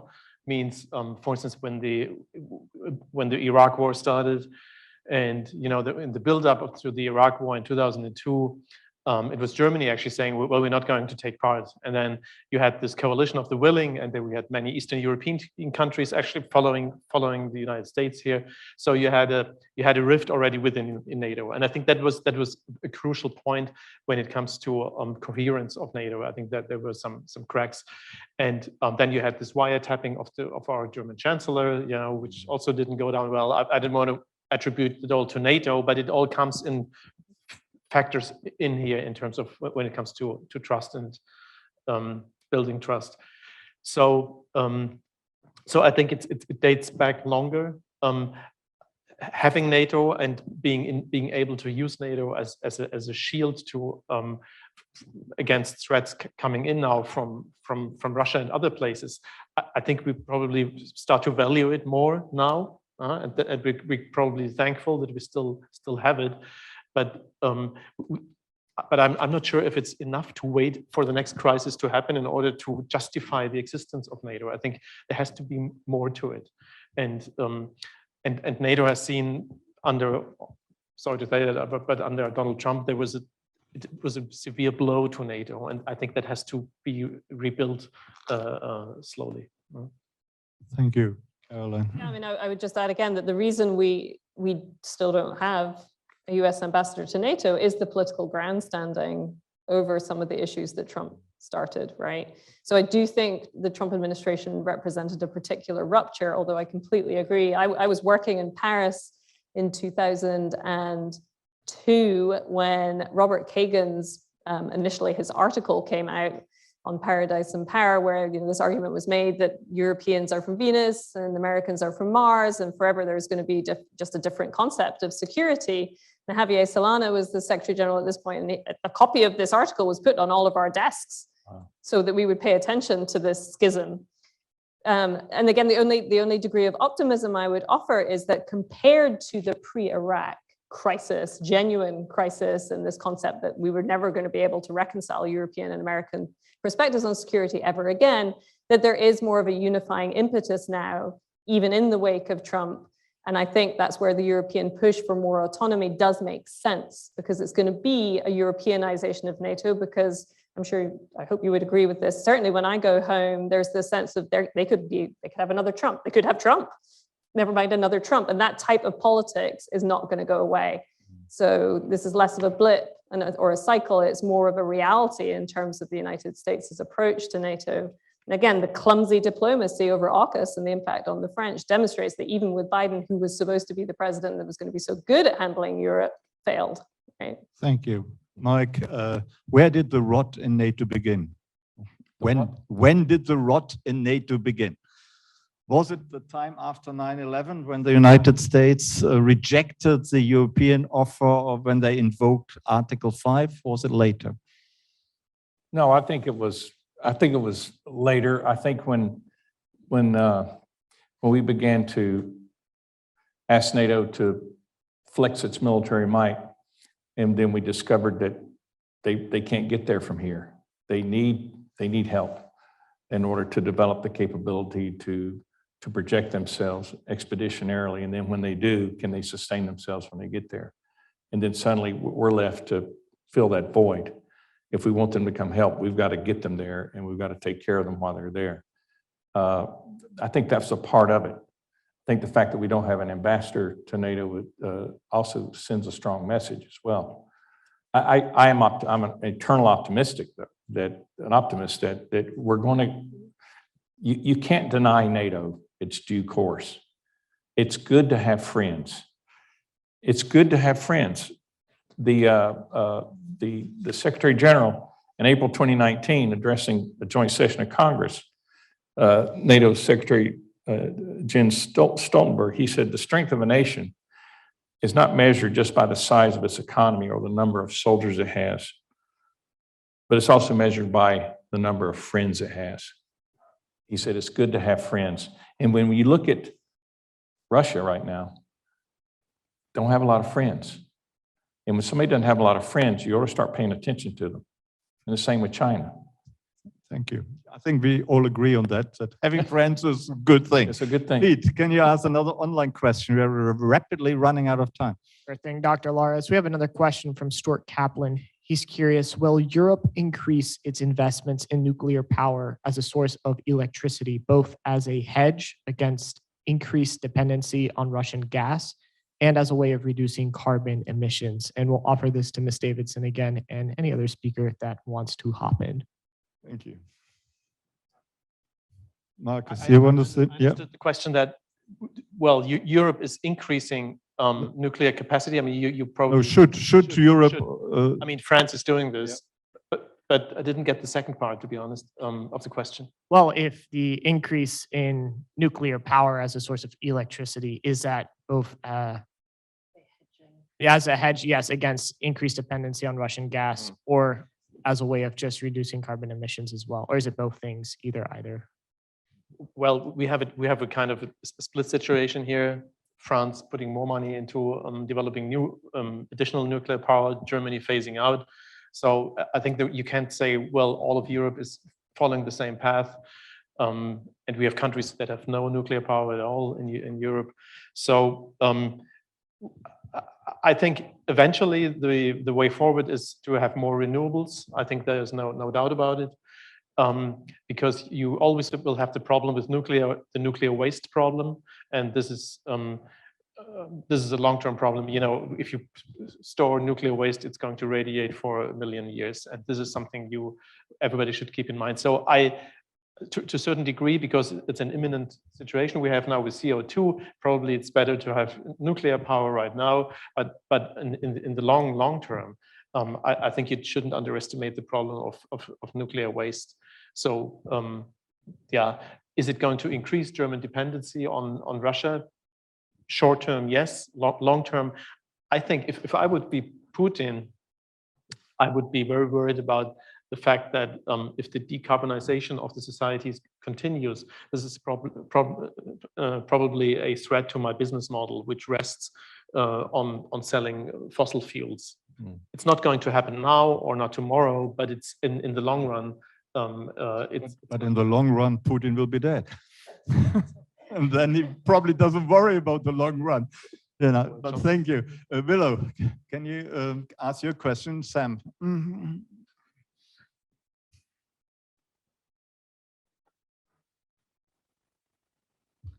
So one theme that we've heard from all of you guys is working diplomatically, working effectively in terms of political cooperation and communication, but to play maybe a little bit of a devil's advocate with China testing hypersonic missiles and nuclear and military advancements from other countries, is the best decision to focus on that diplomatic side?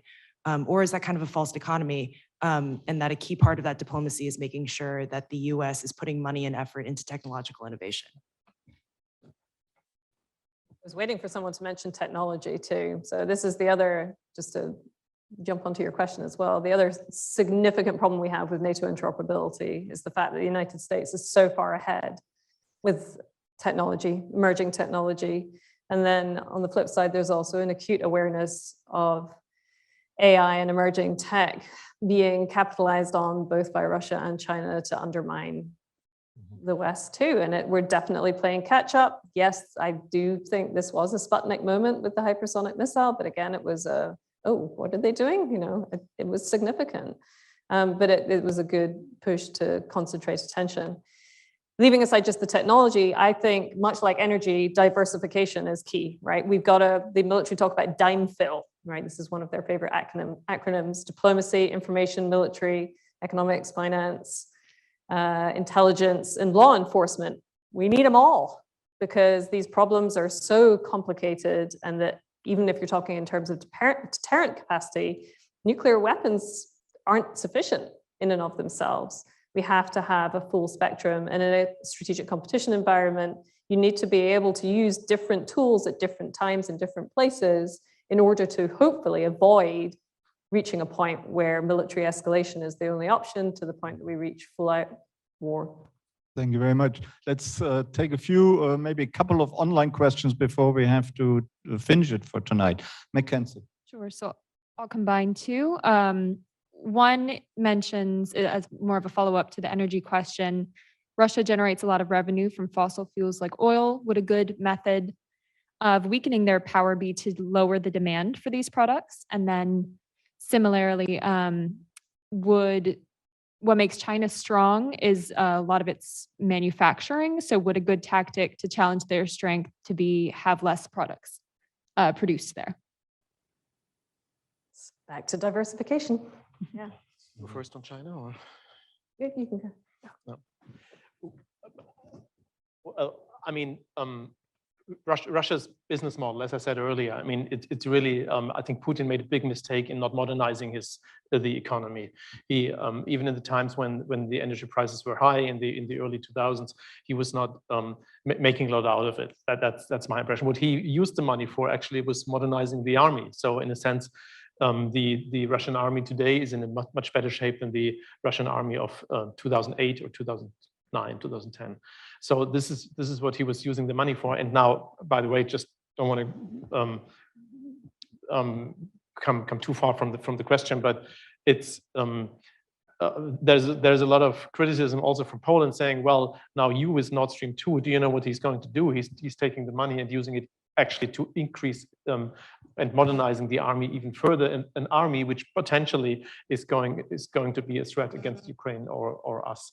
So to that degree, I think it's this energy policy of the Russians is definitely aimed at selling it where the market is, where he gets the best price.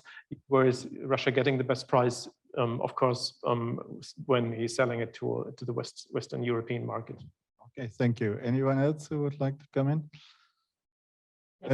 I just think it's difficult for us to try to convince both China and Russia are the world's largest consumers of fossil fuels, and their entire industrial complex has been tooled and based on that resource.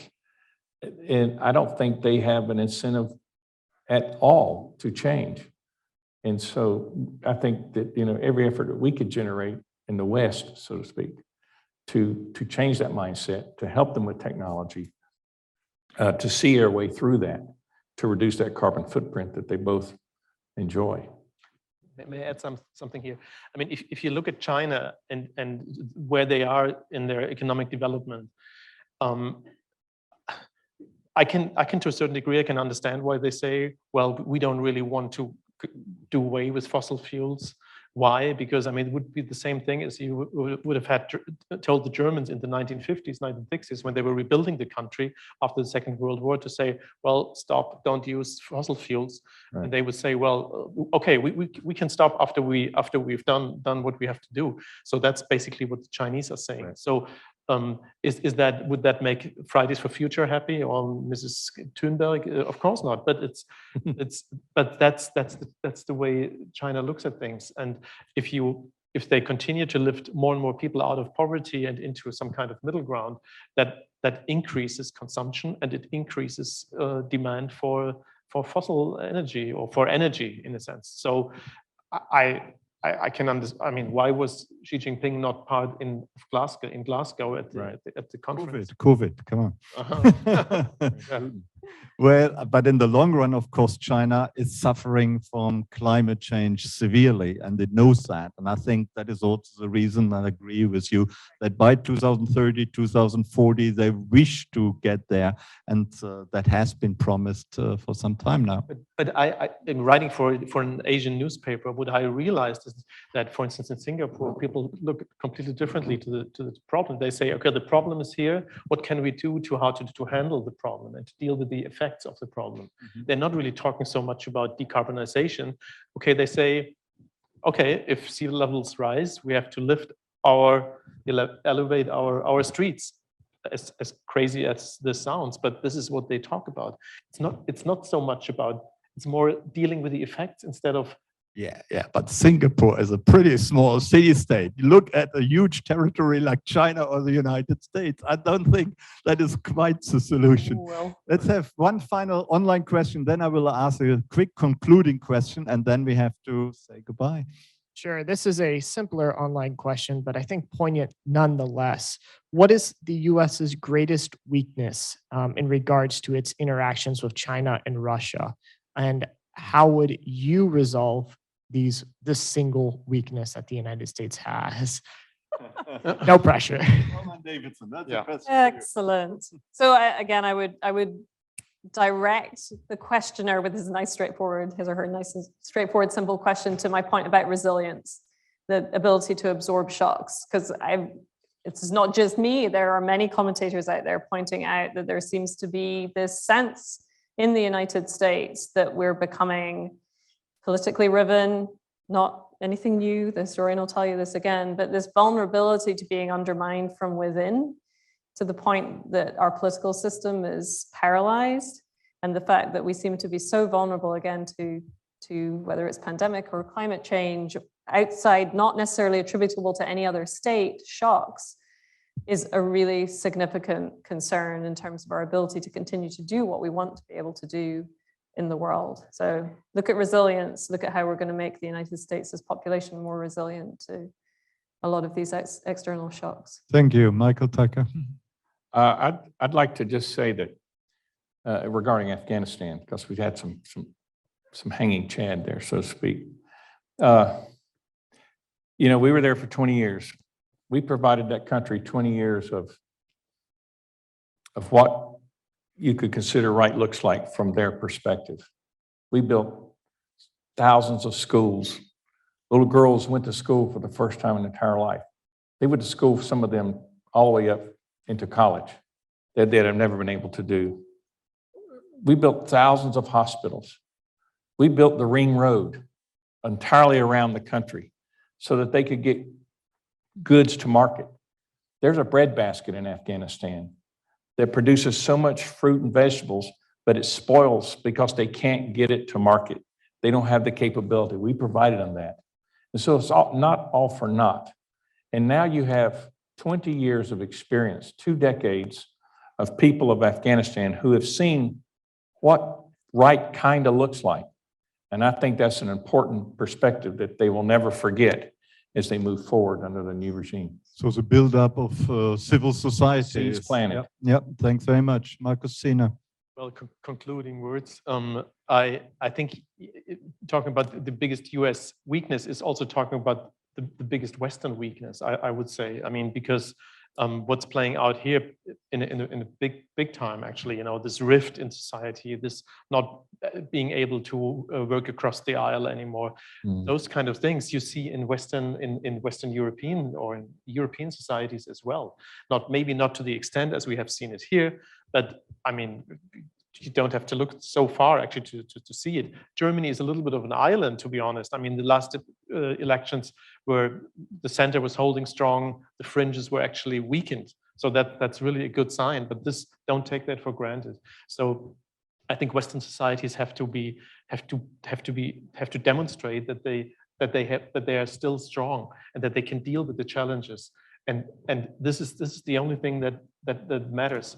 Being in Washington now for 2.5 months, I feel that this country is paralyzed by looking only onto this rift and how they bridge that rift. This is also why China has so much attraction, and I think that is preoccupied and takes away a lot of time for other things that are more important, or at least. Yeah, and that brings me to my concluding question. That is, where will we be in regard to transatlantic relations and NATO, let's say in 5 years' time? Look into your glass bowl and tell us what you expect to have happened by the time of 2027, 26.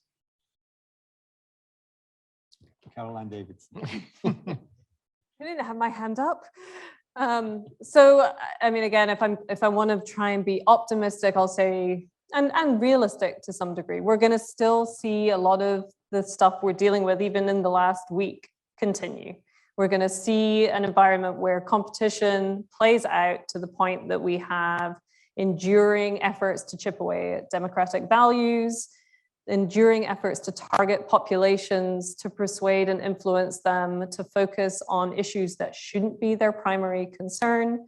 But the hope from that is that after the strategic compass and the NATO new strategic concept and the new Biden national security strategy all come out, that there's an understanding that we can have more conciliation, more cooperation, because we really don't have any other option if we're going to handle all the unpredictability and security concerns that are not going to be resolved anytime, certainly in the next 5 years. So it's muddling through, is that? Muddling through.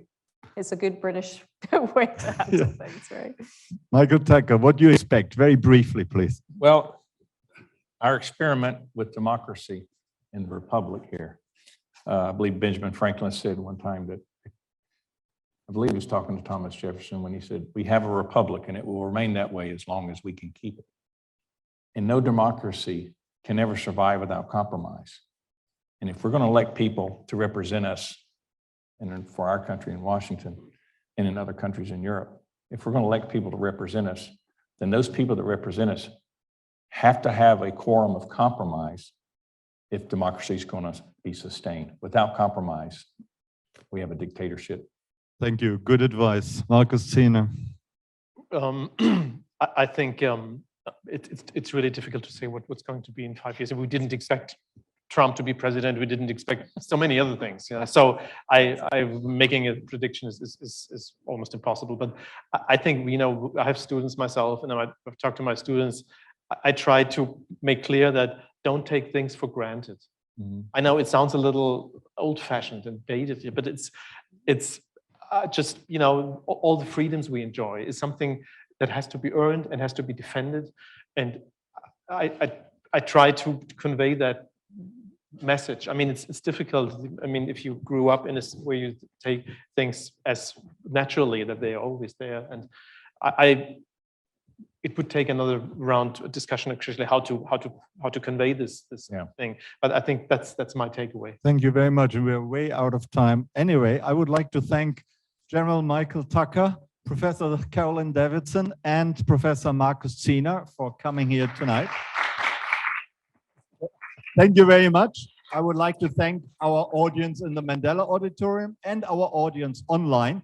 And as I said at the very beginning, That is the last Krasno event for this year, but we are going on next year. And the first event will actually be on the 27th of January, when the ambassador of Belgium will come and talk to us about the role of small countries in the EU. And surprise, surprise, he will talk about transatlantic relations. So thank you very much for coming tonight, and have a good night. Thank you. And thanks again to our speakers.